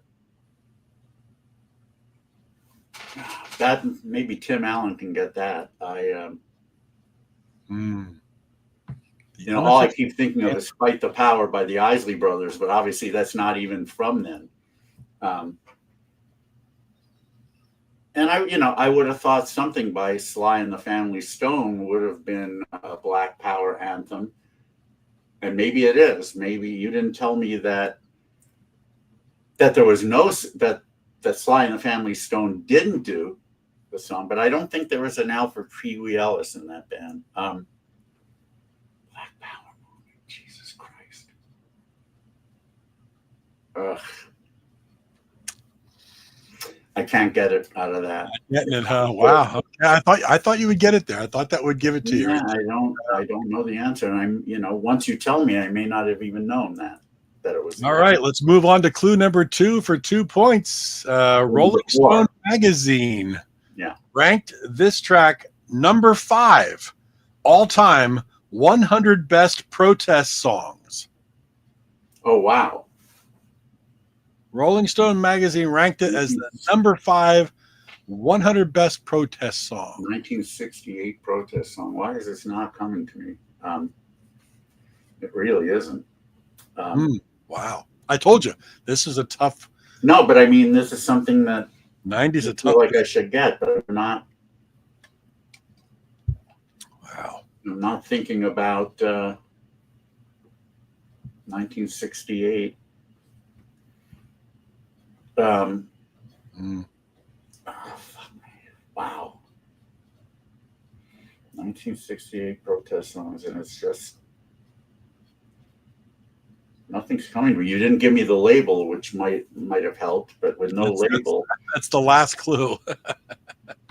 and even that might not help at this point because I feel so lost. And Tim thinks he got it on the first clue. He's waiting to find out. Thank you for keeping it under your hat there, Tim. Wow. What was the first clue again? It's a funk song written by the artist and his band leader, Alfred Pee Wee Ellis. So it's a funky protest song. Funky protest song. Yeah. That's a good way to describe it. Go ahead with the last clue. Last clue for 1 point. Released in August of 1968 on the King label. Oh, okay.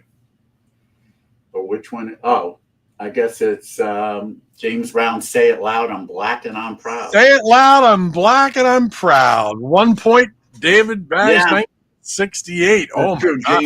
James Brown would have had a band leader. I just didn't know his name. I wish I had. Did Tim Allen get it?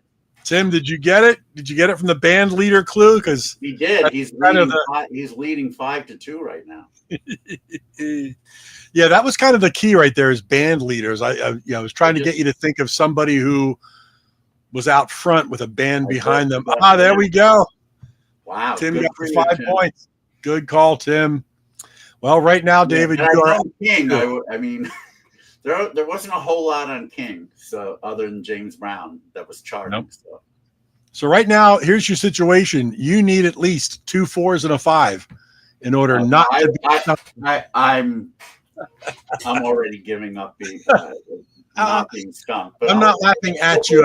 Hopefully I can redeem myself a little bit. Let's see. Where you go? Well, normally I wouldn't do this, but I'm going to go with my wheelhouse here, which probably won't help because nothing seems to. 1970. 1970. All right, here we go. Let me back up here a second. 2 points. We shall see on this one. All right, here we go. 1970 Billboard year-end chart position number 90. Clue number 1 for 5 points. This pop song with music by Fred Karlin and lyrics by Dory Previn was published in 1969. Dory Previn, huh? Well, oh, geez. And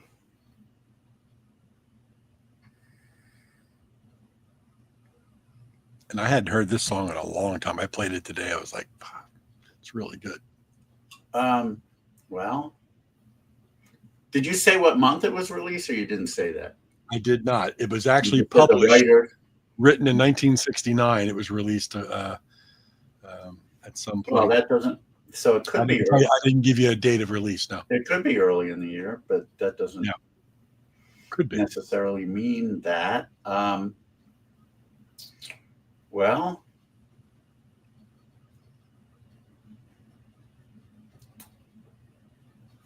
I'll just guess. For the Love of Him by Bobby Martin.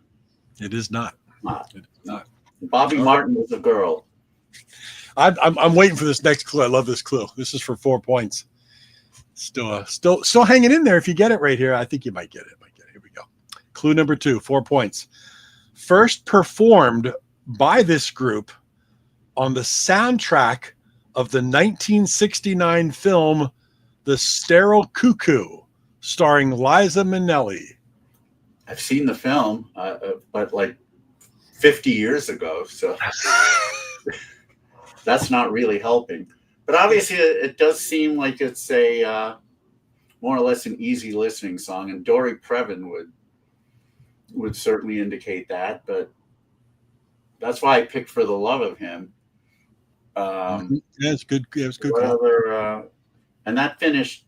I think that finished around number 14 or something as a peak. I could be wrong, but somewhere around there.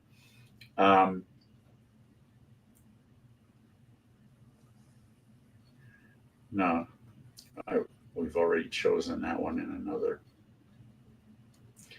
Oh, shoot. Let me think of some artists here. Who would have...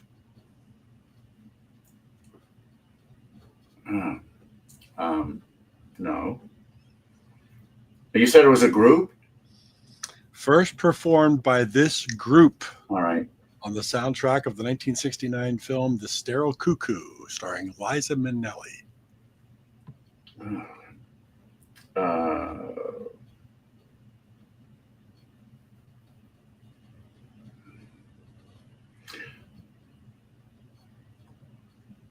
Well, no, I don't think they would have.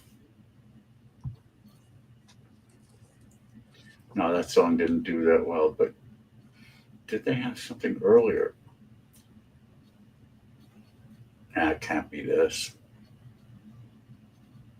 But somehow I don't see Dory Previn having written something for this group, but I'm sure I'm wrong, but Blown Away by the Fifth Dimension. It's wrong. That's wrong. Yes, it is very wrong. It's very wrong. I can't believe this. Wow. All right. You could have given me the label right off the bat. You've done that many times. I have done that. This time you're not. So Keeping it interesting. that's usually my biggest help. I know that. See? Yeah. All right, let's go to clue number 3 for 3 points. This track was nominated in 1970 for an Academy Award for Best Original Song, losing out to Raindrops Keep Falling on My Head. So it was up for an Academy Award for Best Original Song in 1970. Yeah. Losing to Raindrops Keep Falling on My Head. Well, it ain't Venus by Shocking Blue, I'll tell you that.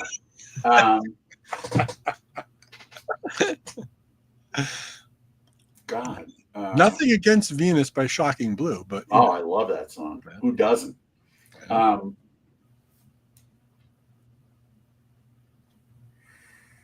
Just trying to get to some.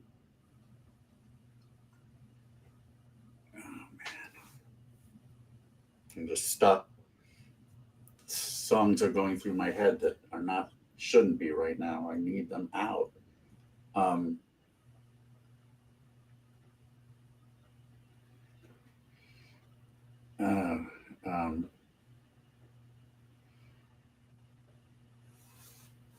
my God. that was one of only a couple songs up for Best Original Song. I never paid attention to that. I really don't care. But Raindrops Keep Falling on My Head winning makes a lot of sense. Yeah.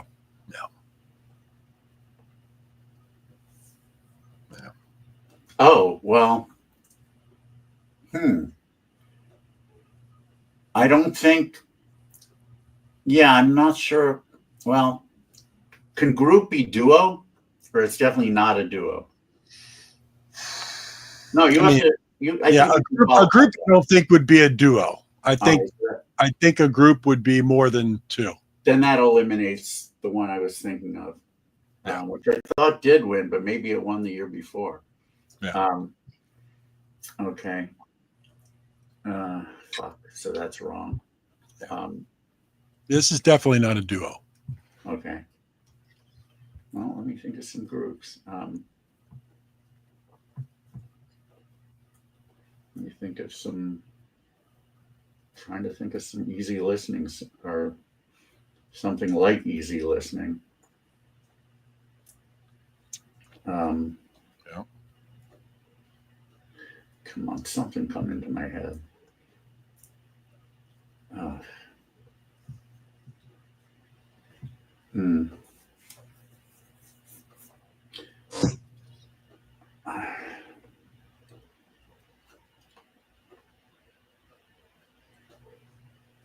No, I got nothing right now. Boy, we're having a hard run here on this one Nah, tonight. All right. Here we go. Clue number 4 for 2 points. This group's version was released in October of 1969 on the A&M label, backed with the track Pretty Flamingo. Must be the Manfred Mann song. A&M, all right. Well, number 90, and it was October of 69. Wow, that's really early. Yep. And somehow it managed to peak late enough to be on the list in 1970, huh? Yeah, so basically what it's saying, like the group's version was released on their album in October of 69, but it was also performed on the soundtrack of the 69 film Sterile Cuckoo. So you got it on So it was released as an album track or as a single in October? As a single in October. All right, yeah, that's important. Yep. Oh, okay. I think I might know it now. 2 points. Break out of your 1 point. Come Saturday Morning by the Sandpipers. 2 points. Good call. Well, A&M helped, but yeah, that all makes perfect sense. Yeah. Actually. The Sandpipers. I knew it was something easy listening. The thing is, though, I didn't really expect it to be released that early. I was thinking of stuff that would have charted, I knew it would be early in 1970, but I was thinking of stuff that was a little bit later. So I was a bit thrown off, but yeah. All right. Great track. I said I hadn't heard it in a while, and I played it today. 5 points. Okay, Tim Allen. How I got 4 points. All right, Tim Allen. So right now, Tim's holding a slight lead with a total of 5 points to David's cumulative total of 4 points. Well, So I got to try to get ahead of Tim Allen. That's what you have to do here. We've got 2 more tracks to pick from. You've already gone with 70, 71, both wheelhouse years for you. 1968. Did me very little good. What year are you going to go with? Well, I'm going to be fair, and I will pick another 60s year. 1967. 1967. Here we go. Chart position number 90. Whew. Clue number 1 for 5 points. Written by Buzz Cason and Mac Gaden. It was a 1967 hit for this artist and has been covered many times. Well, Buzz Cason, I believe he's a Nashville songwriter. So, and I think he had some association with, who did he have association with? Was it maybe Ronnie and the Daytonas? But obviously that's not who, if it is, that's not who did this song, clearly. So you said it was, read the clue again? Written by Buzz Cason and Mac Gaden. This 1967 hit for this artist has been covered numerous times.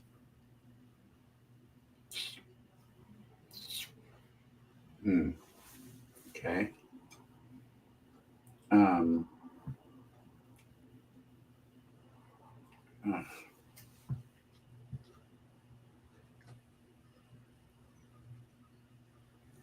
It's one of those clues where you kind of have to know the songwriter. Well, again, I've heard of Buzz Kaysen. I think he's a Nashville songwriter. I could be way wrong about that. I think he has some association with Ronnie of the Daytonas, but I could be wrong about that. I could be confusing him with somebody else. But covered by a lot of people. Yeah. I think that's the interesting thing about this song. Well,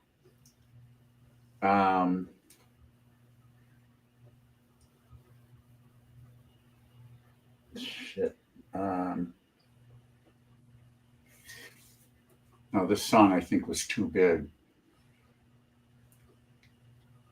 And it's probably going to be another song by this same artist, but I don't. But I'll probably have forgotten about it. I think this song was probably too big, but I'll go with Wichita Lineman by Glenn Campbell. Ooh, great Wrong guess. Yeah. Great wrong guess again. But good guess though.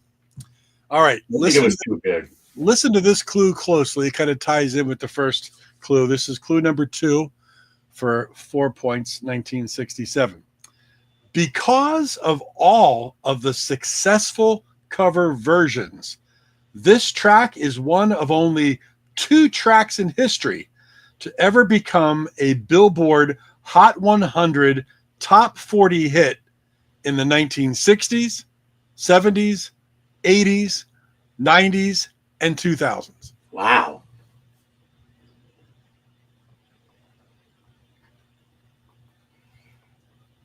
I'm now trying to think about. Now, you never said if it was a solo artist or a group, right? I did not know. Okay. But usually those kind of songs are by solo artists. At least that's my feeling. It doesn't mean it is. But let me think what other, well, again, I'm stuck on solo artists. That may be completely wrong.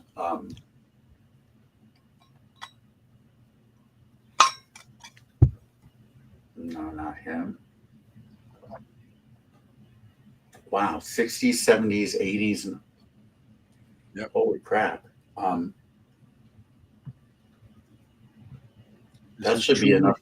That should be a big clue. Truly a song that has gone through the ringer of top 40 in 5 Top 40 doesn't necessarily mean a whole lot.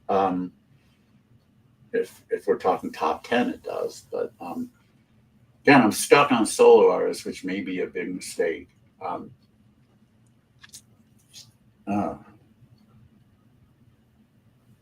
I wish this would come to me.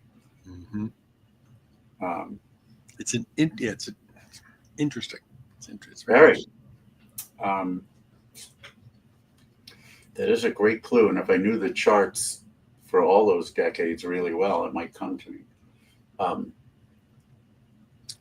Well, wait, did you say who the songwriters were?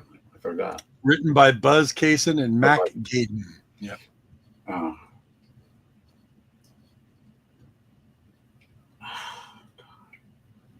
So Buzz and Mac have made a lot of money on this song. I hope so.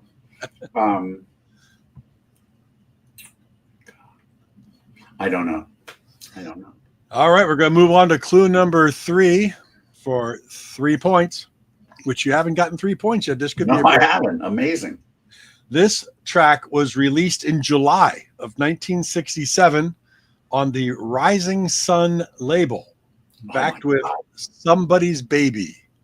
I have no idea what's on Rising Sun. Now the label's not even helping me. Oh, Lord. Rising Sun. I don't know.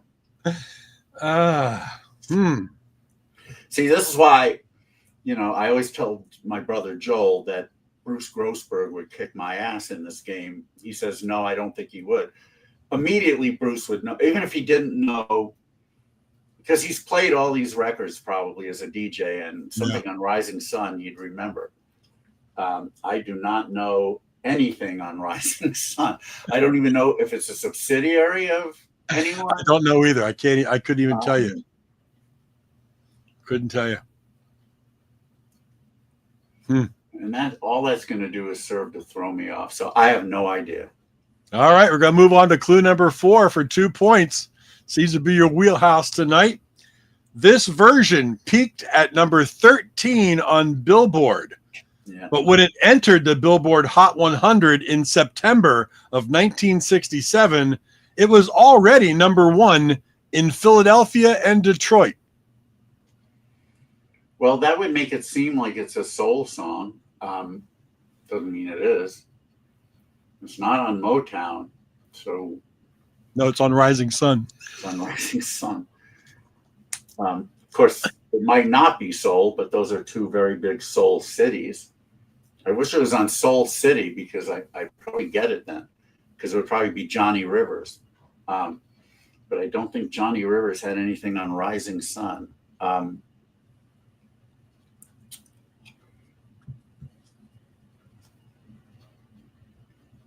Oh my God. Oh my God.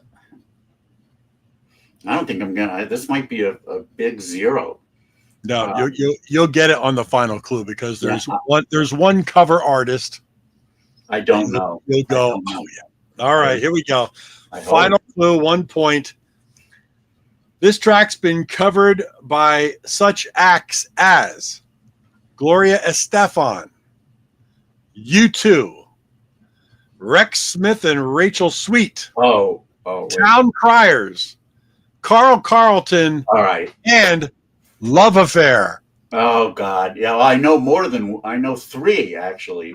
What's the track? Yes. The track is "Everlasting Love" by Robert Knight. Holy. One pointer out of that one. Holy cow. I love U2's version of it. I think it's Everlasting love. I think it might be my favorite version. Obviously, Carl Carlton was the one from the 70s that I knew well. I was a big hit. And Love Affair had a number 1 hit with it in the UK. And in fact, oh wow, look at Tim. Tim got 3 points on that one. He's up 8-5 right I now. don't think I'm gonna. No, 8-4. Oh no, 8-5. 8-5. Yeah, I'm gonna have a hard time catching him. Here's the interesting thing. When this clue came out, when I was doing this clue, I went and listened to every one of the covers that was available on Spotify. There were 8 of them, and it's just interesting how similar yet very different they all are. Some of them are really like Love Affair, Robert Knight, Carl Carlton. They all kind of have that same, But then it starts to get a little different with U2 and Gloria Estefan and. I did not. I had heard of Rex Smith, "Everlasting Love," but I didn't think it was the same song. Yeah, I never heard it. Obviously, yeah. It's wow. It's All right. Wow. All right. Well, we're going to come down to the last year. Pick wisely because you need to have a good score to Tim's not so good score to. I've never not been in double digits. I don't think. I don't believe so either. I think this I have to be get your 5. worst showing. Yeah. There is. I mean, I picked wisely with 70 and 71. I agree with you, Tim. That's what I totally agree. And it's just a B-side as far as I know. But all right. Well, let's go with 1972 and hope. I knew you were going to go 1972. I knew it. I'm on my way there right now. Here we go. God, it's embarrassing, but I'm really not embarrassed because I can't think of any one of the 4 so far where I would say, yeah, I really should have had it. Right. Yeah, you're absolutely right. All right, here we go. Let's see if we get 5 points out of the gate and get you into double digits for the game tonight. 1972 chart position number 90 year end. This folk rock ballad from a 1971 musical by Stephen Schwartz and John Tebelak. Oh, that's it? There isn't even a full sentence? Folk rock ballad from a 1971 musical by Stephen Schwartz and John Tebelak. No, the thing you read was this folk rock ballad from a Yeah. 1971 musical by Stephen Schwartz and John Tebelak, and then I'm waiting Sorry. for. It's I not was even trying to a pronounce Tebelak. Sorry, yeah. fucking clause. That's all. Nothing. Yeah, I was like, where's the rest of it? All right. Well, all right. Folk rock ballad from 1972. From 1971 musical. From a 1971 musical, which doesn't help me. I never heard of either of those guys. folk But rock. do you think? Well, I don't know what would be called folk rock. I'm thinking of. It's music. I'm thinking of a particular. Yeah. No, but the musical. No, it's obviously not that musical. I don't know what you would.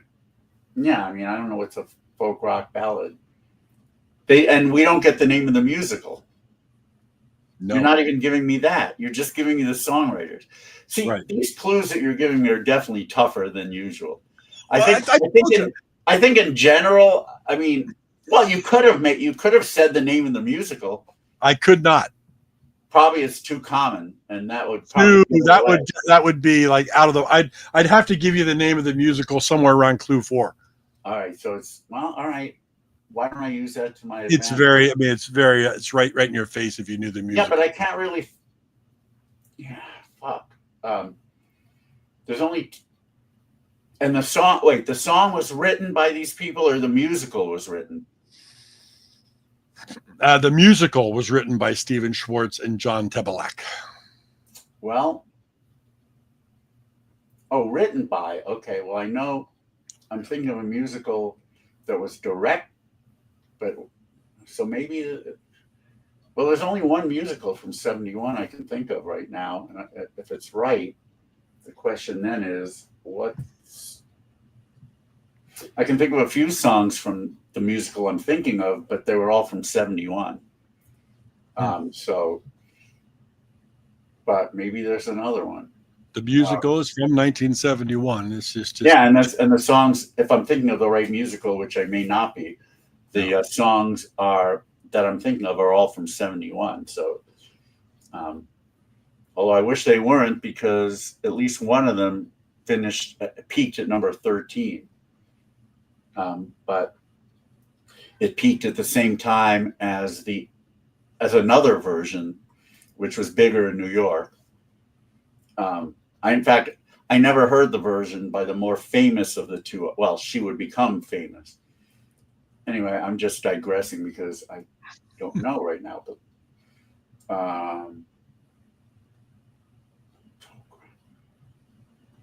well, I'm not going to get 10 points because I don't know. All right, we're going to move on to clue number 2 for 4 points. Here we go.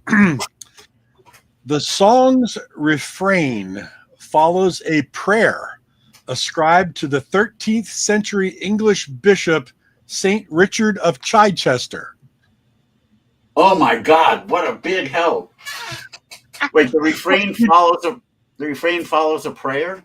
A prayer ascribed to the 13th century English bishop Saint Richard of Chichester. You're not a big Saint Richard of Chichester reader fan? No. See, the only song that I know was a hit from a musical was not a folk rock ballad, at least not in my opinion. And I don't know if the musical was from '71 anyway. And based upon this next clue, it's not the same because the verses and the chorus are all the same throughout the song. So it's not that. And again, every other thing that I can think of that's somewhat religious didn't come out in '72.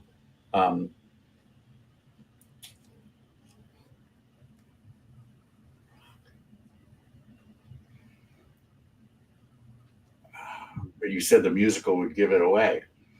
So it's probably the one I'm thinking of. I think so. I think it's pretty. Probably the one I'm thinking of, but I can't think of the song because the only song I can think of right now from a musical really wasn't a folk rock ballad. It was more up tempo and kind of snappy. In fact, I used to clap my hands to it. Let me see. I remember sitting around the campfire at church camp that I went to singing this song. God, what the hell was a? This one I might actually be embarrassed by if I don't get, but I don't know. All right, we're going to move on to clue number 3 for 3 I points. mean, the best I can do is tie Tim, and I don't think I'm even going to do that. All right. In 1972, this version from the musical had Robin Lamont as the uncredited lead singer and peaked at number 13. As the uncredited lead singer. See, the only song I can think of, and again, I don't see this as a folk rock ballad. The only damn song I can think of is "Day by Day," Godspell. You got it. That's 3 That's points. not a folk rock ballad. That is not a folk rock ballad. If I would have had that at number, I would have had that easily right away. Well, I don't know. That's I'd not like a folk rock ballad. It's not a ballad. It's up tempo. I was sitting there day by day. That's not Well, a you're ballad. at that point, but let's. Folk rock. It's a fucking pop song. I don't think so. I mean, I'm gonna. Come on. Joel, are you listening? Joel. Joel take an issue with some of your clues. Do you see "Day by Day" as a folk rock ballad? Hold on.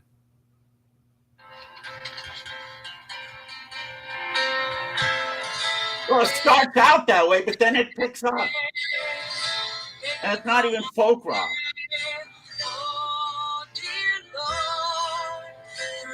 I mean, maybe the beginning is, but the rest of it, what? I got stumped by really bad. I'm gonna think. Keep going. I don't know. I think it's mostly a folk rock ballad.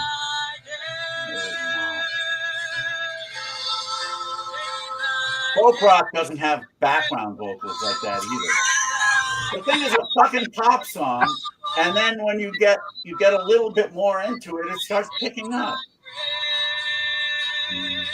Oh my god! Not that I would have had 10 points though. It takes a while to pick up. I gotta tell you. But then it stays picked up. But even when it hasn't picked up, it's not a folk rock ballad.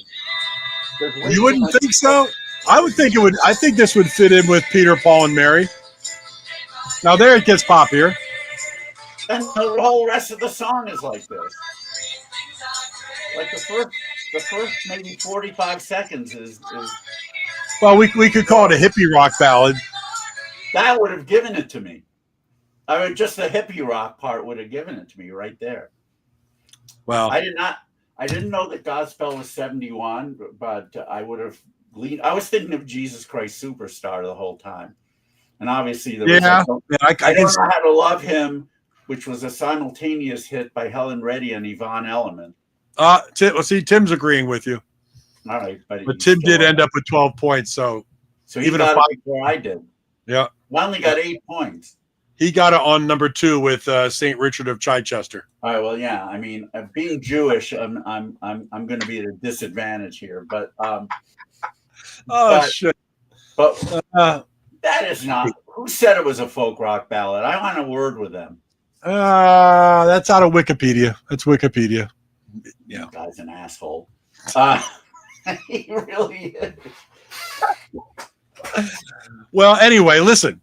Even if it's not a It's the folk rock, my worst performance, but hey, you did end up with 3 points on that, Oh, boy. which was actually your best score of the whole night. So I know. you got a whooping tonight. Now, granted, it was chart position number 90, and I told you right from the beginning these were going to be tough clues. No, I like I said, the only one I take issue with is the last one. The other 4, the clues were fair. I don't feel embarrassed by not getting anyone. I mean, maybe the James Brown, but I don't really think of band leader that way. And I'm not upset that I didn't. I've got to exit for a second. He's got to let the pool man in. Old man's got to come in. I got to see. Well, Tim, congratulations, Tim, on taking down David Bash tonight. It would be 12 points to 8. Great job getting that Day by Day. I mean, I remember singing that. I went to, here's a quick story. A couple years in a row, that game was really, I know it was really hard tonight, Tim, but a couple years in a row, I went to Camp Ministerium in the Poconos in Pennsylvania. Now, it was a church-based camp. You went there through the church, but it was anything but religious and church-based. It was the most week-filled of debauchery I've ever had in my young life, and absolutely crazy time. And of course, that's why I went like 3 years in a row when my parents were like, would you like to go to church camp? I'm like, oh yeah, this is great. I love church camp. And it was total debauchery for the week. I mean, just, Damn, that's not. Oh, my bladder is really suffering lately. there was a lot of extracurricular activity, may I say, and camping outside a lot. It was a lot of fun. But yeah, we'd sing around. One of the counselors would have a acoustic guitar, and we would sing this folk rock song day by day. But we would sing Day by Day, yeah. And we always sang the slower part. We never really got too poppy with it. So yeah, maybe Wikipedia went a little too far in calling it a folk rock song, but I think it's kind of folky. It's at least it's kind of hippie-ish. But great song. And David did get 3 points out of it, but he didn't do well tonight. He got a total of 8 points. I think that's his worst showing in the history of Material Issues. This is episode number 210. I don't know how many the original version Stump the Bashes we have done. Maybe Oh my God. 10 or 15. But yeah. This he got dragged by the bus tonight on this Stump the Bash. I want to. It's a tough one. Let me see if this is. I was going to give you a bonus question just to see if you could get this one, because this one was really tough. What? A different year? A different year? Yeah, different year. Yeah, different year, just for fun, because this What year is that? This one's 1973. All right. Well, Let's just something would have heard. well play along with this one, because this one I truly didn't remember at all until I had to go play it and say, Jeepers Creepers. Okay. But this would have been clue number one, an instrumental by this Brazilian musician from his 1973 album Prelude. Deodato. See, you knew it. See, I didn't know it. What's also the name of the track? Also Sprach Zarathustra. See, I couldn't even pronounce Zarathustra. Yeah. Oh no. So I would have had fucking 5 points if I chose that. If you had chosen 1973, you would have had 5 points. Yeah. Because you would have known Deodato. I knew. Also Sprach Zarathustra. I knew the name of his album. I wasn't sure he was Brazilian, but that makes a lot of sense. Well, there you go. You can go to bed tonight knowing at least you would have had 5 points had the game continued. I knew that Day by Day was number 13, by the way, which is what helped me. But again, I was thinking, but how can it be that? That's not a folk rock ballad, but okay, it was. Here are the songs that peaked at number 14. That year. Considering that they peaked at number 14, this is an amazing list for me, because a couple of songs that would finish in my top 100 songs of all time are actually among the 5 that finished number 14, and the other 3 are really good. One of them that finished in my top 100 is "Walking in the Rain with the One I Love" by Love Unlimited. Great, yeah. Song. Oh my God, great song. First appearance of Barry White on any chart hit. Wow. He's the guy who does the when she calls the guy up. That's Barry White. Well, of course, it was his group, Love Unlimited. He produced, arranged, probably had sex with. Oh man, was he big at that time?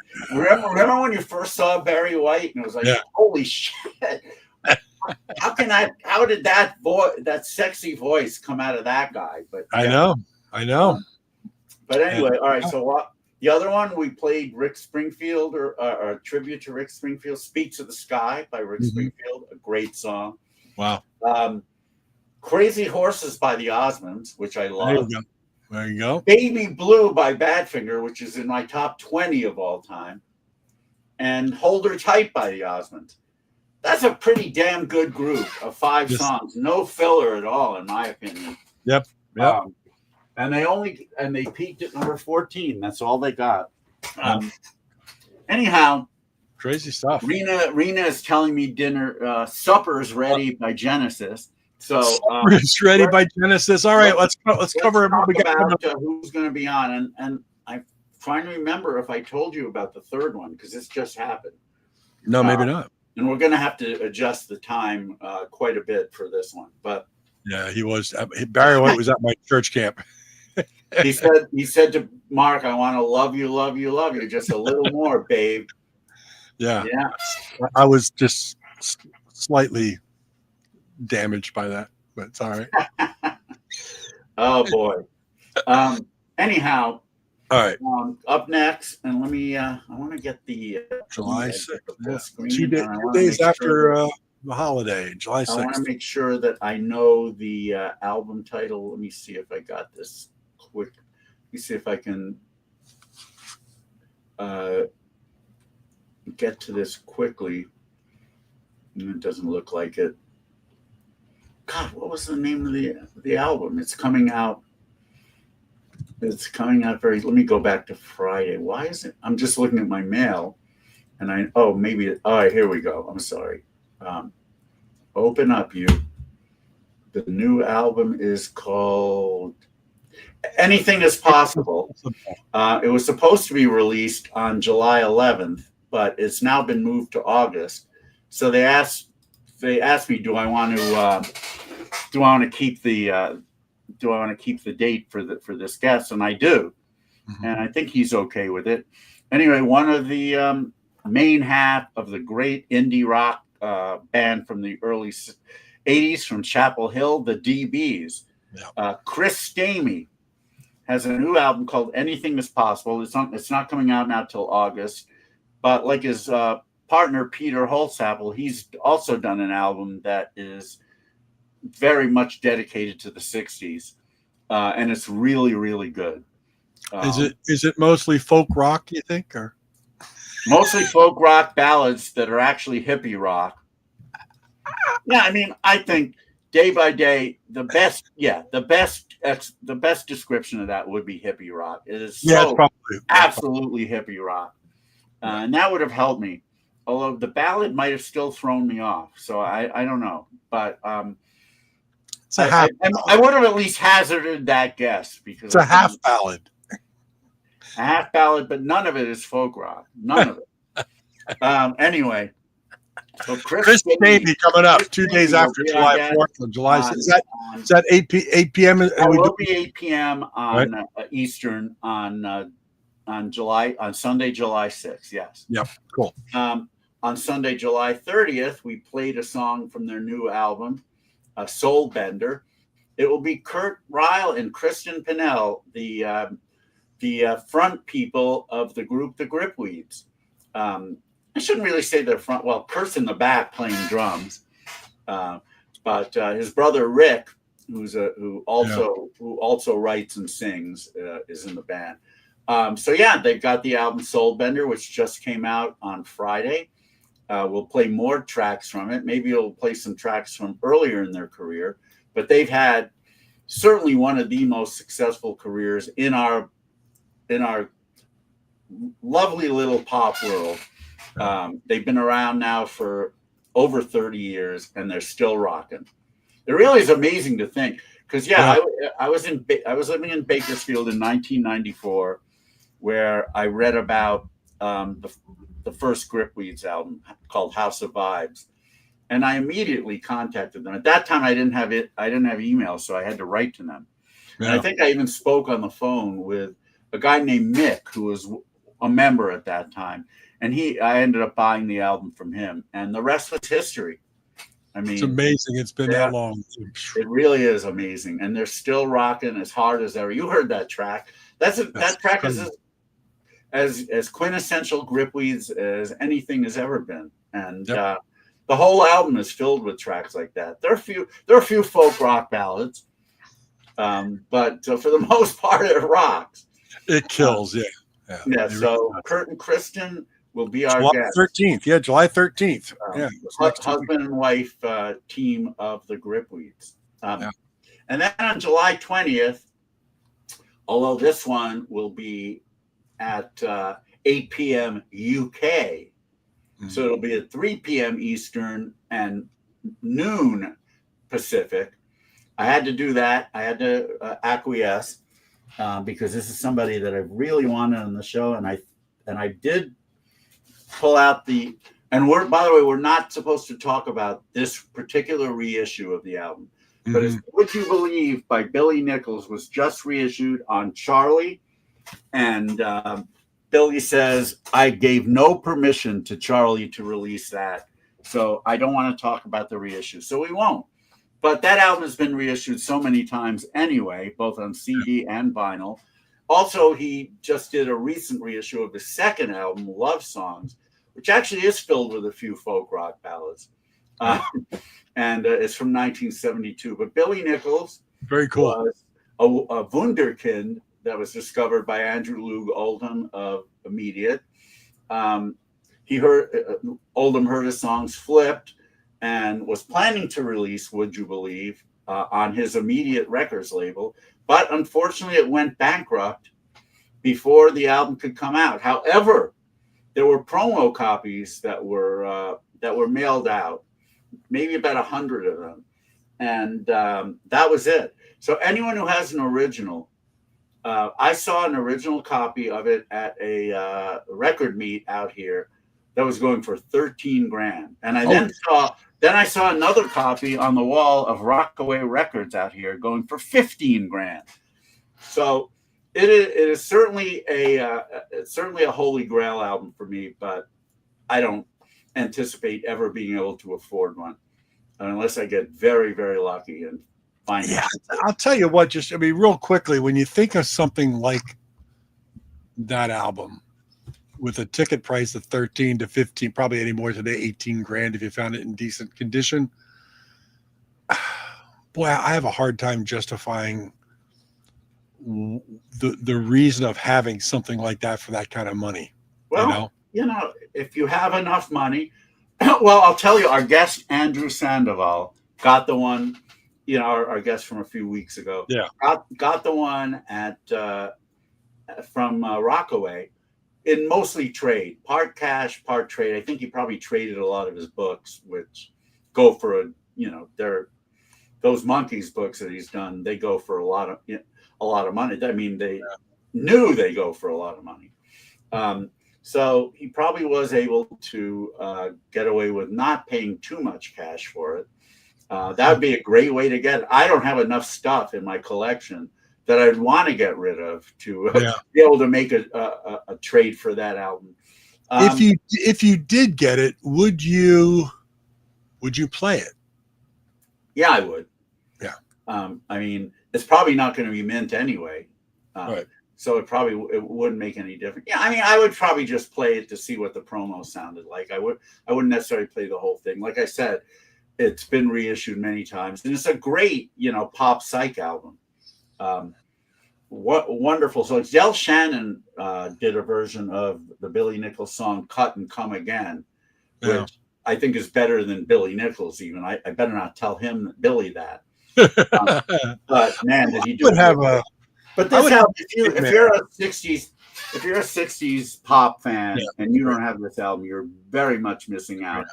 But we cannot talk about this particular issue because it was apparently released without Mr. Nichols' permission.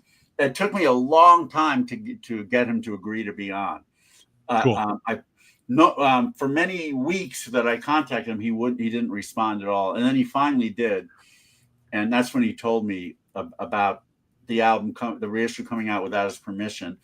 And I said, I promise you, Billy, we won't talk about it. We have enough other stuff to talk to you about. Sure. Yeah. I certainly want to know the whole thing about how he was discovered I think it was like 16 when he was discovered by Andrew Loog Oldham. And just the unfortunate situation where the label went bankrupt before they had a chance to release it. I think, but, thank God people knew about it. And it eventually achieved cult status. and again, lots of reissues, including some really a couple of 2 LP, 2 CD sets. Do you own it? No, I do No, you not. should check it out. I think, and I think some of the reissues are around and not too expensive. And you know, you can certainly buy the new one. I did. I Yep. didn't know it was without his permission, but whatever. I have it. We won't talk Yeah, about that. so Billy Nichols, but again, keep That's in very mind cool. the time. It'll be noon on Pacific, 3 Eastern, and 8 o'clock UK. Cool. That'd be great. I look forward to Beyond that, I don't believe. Do we have any guests scheduled? Nothing beyond that. No. I have a few people that I'm thinking. Yeah, Well, I just mentioned I wanted to contact Splitsville, so hopefully they'll That'd be good. That'd be cool. at least you know a couple of them anyway. Maybe the Huseman brothers. And I also made friends with some on Facebook recently with somebody very cool. Hopefully we can get him. This was a band that I absolutely couldn't stand when I first heard them in the 70s. They were just too. My taste wasn't. I guess you could say it wasn't developed enough for me to appreciate what they did. But now I really love them. And then they ended up becoming kind of poppier in the late 70s. They had a radio hit called Word to the Wise. I don't know if you remember that song. But the band is called Gentle Giant. And Derek Shulman. Yeah. I've just made friends with Derek Shulman of Gentle Giant. He also was in a band in the 60s called Simon Dupree and the Big Sound, who had a really cool pop psychedelic album come out. Hopefully he'll agree to be a guest because I'll have to revisit Gentle Giant. That was one of those bands that I didn't give too much time of day to. I couldn't hear it at that point when I was in college. But a few years ago, I revisited them and I was like, God, what was I missing? This is really good stuff. So, again, I don't know if he'll agree to be on, but he did accept my friend request very quickly. And it does seem like he's not shy about talking about, you know, his career. So keep my fingers crossed. And during that whole time, I was listening to Hee Haw. Great shirt.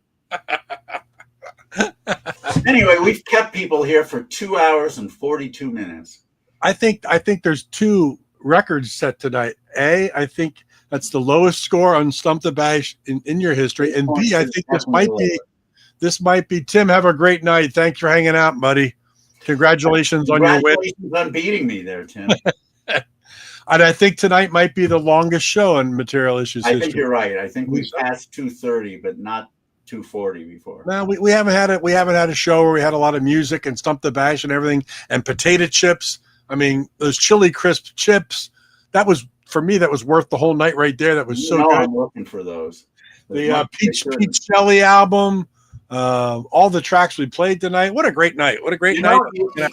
You know what's? I mean, you see that I've been going to the bathroom a lot. Part of the problem with this diet is all I'm doing is taking in water.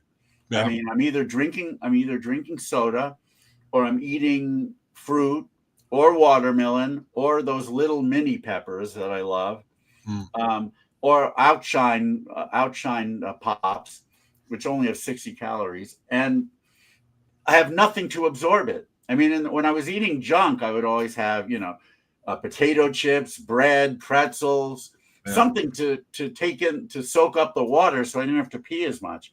Now I'm peeing with my bladder issues, and I know this is TMI, but whatever. I'm peeing, 10 to 15 times a day. And with my bladder issues, it hurts. So it's not fun, but, I don't know what else to do. I really don't. I know. I can't do moderation that well, and or maybe not even at all. So I'll figure something out. Once I lose, last Monday, for the first time in a long time, I weighed under 200, and I want to get down to about 185 to 190. If I can get there, I'll be happy. Cool. So, as for a 66-year-old guy, that's not too bad. You'll get there, man. Just keep it up. You're And You've been Rena doing, is you've been doing this really better this time than Bring you ever. hombre in, honey. And bring in some dinner. I'm hungry. I guess we couldn't. Yeah. Hombre wasn't. She wasn't gonna hold still for being introduced in the podcast. Sorry. So I'm gonna get some jalfrezi, and everyone, thank you for sticking with us for 2:45, longer than most baseball games these days. So It's crazy, huh? longer than most movies. And I'm usually Longer than, to quote Dan Fogelberg. and I'm usually pulled by the sixth inning, so I don't know what I'm still doing here. Today you pitched a complete game, my friend. A complete game today. All right, next Sunday, 8 p.m. Eastern, Chris Stamey of the DBs and his new solo album to talk about. Yeah. David, it's been a pleasure. Love to Rena and Hombre. and Audie and Leah and Hannah. Crazy. Yeah, and I'm very jealous that you're going to be eating very well tonight. Well, I'm And very jealous of those chili chips, and I have to I'm going to go have a couple more. Oh my God. All right, man. We'll talk to you Cheers, later. everybody. Have a great night. Have a great rest. Have a great week, and we'll see you next Sunday. Cheers.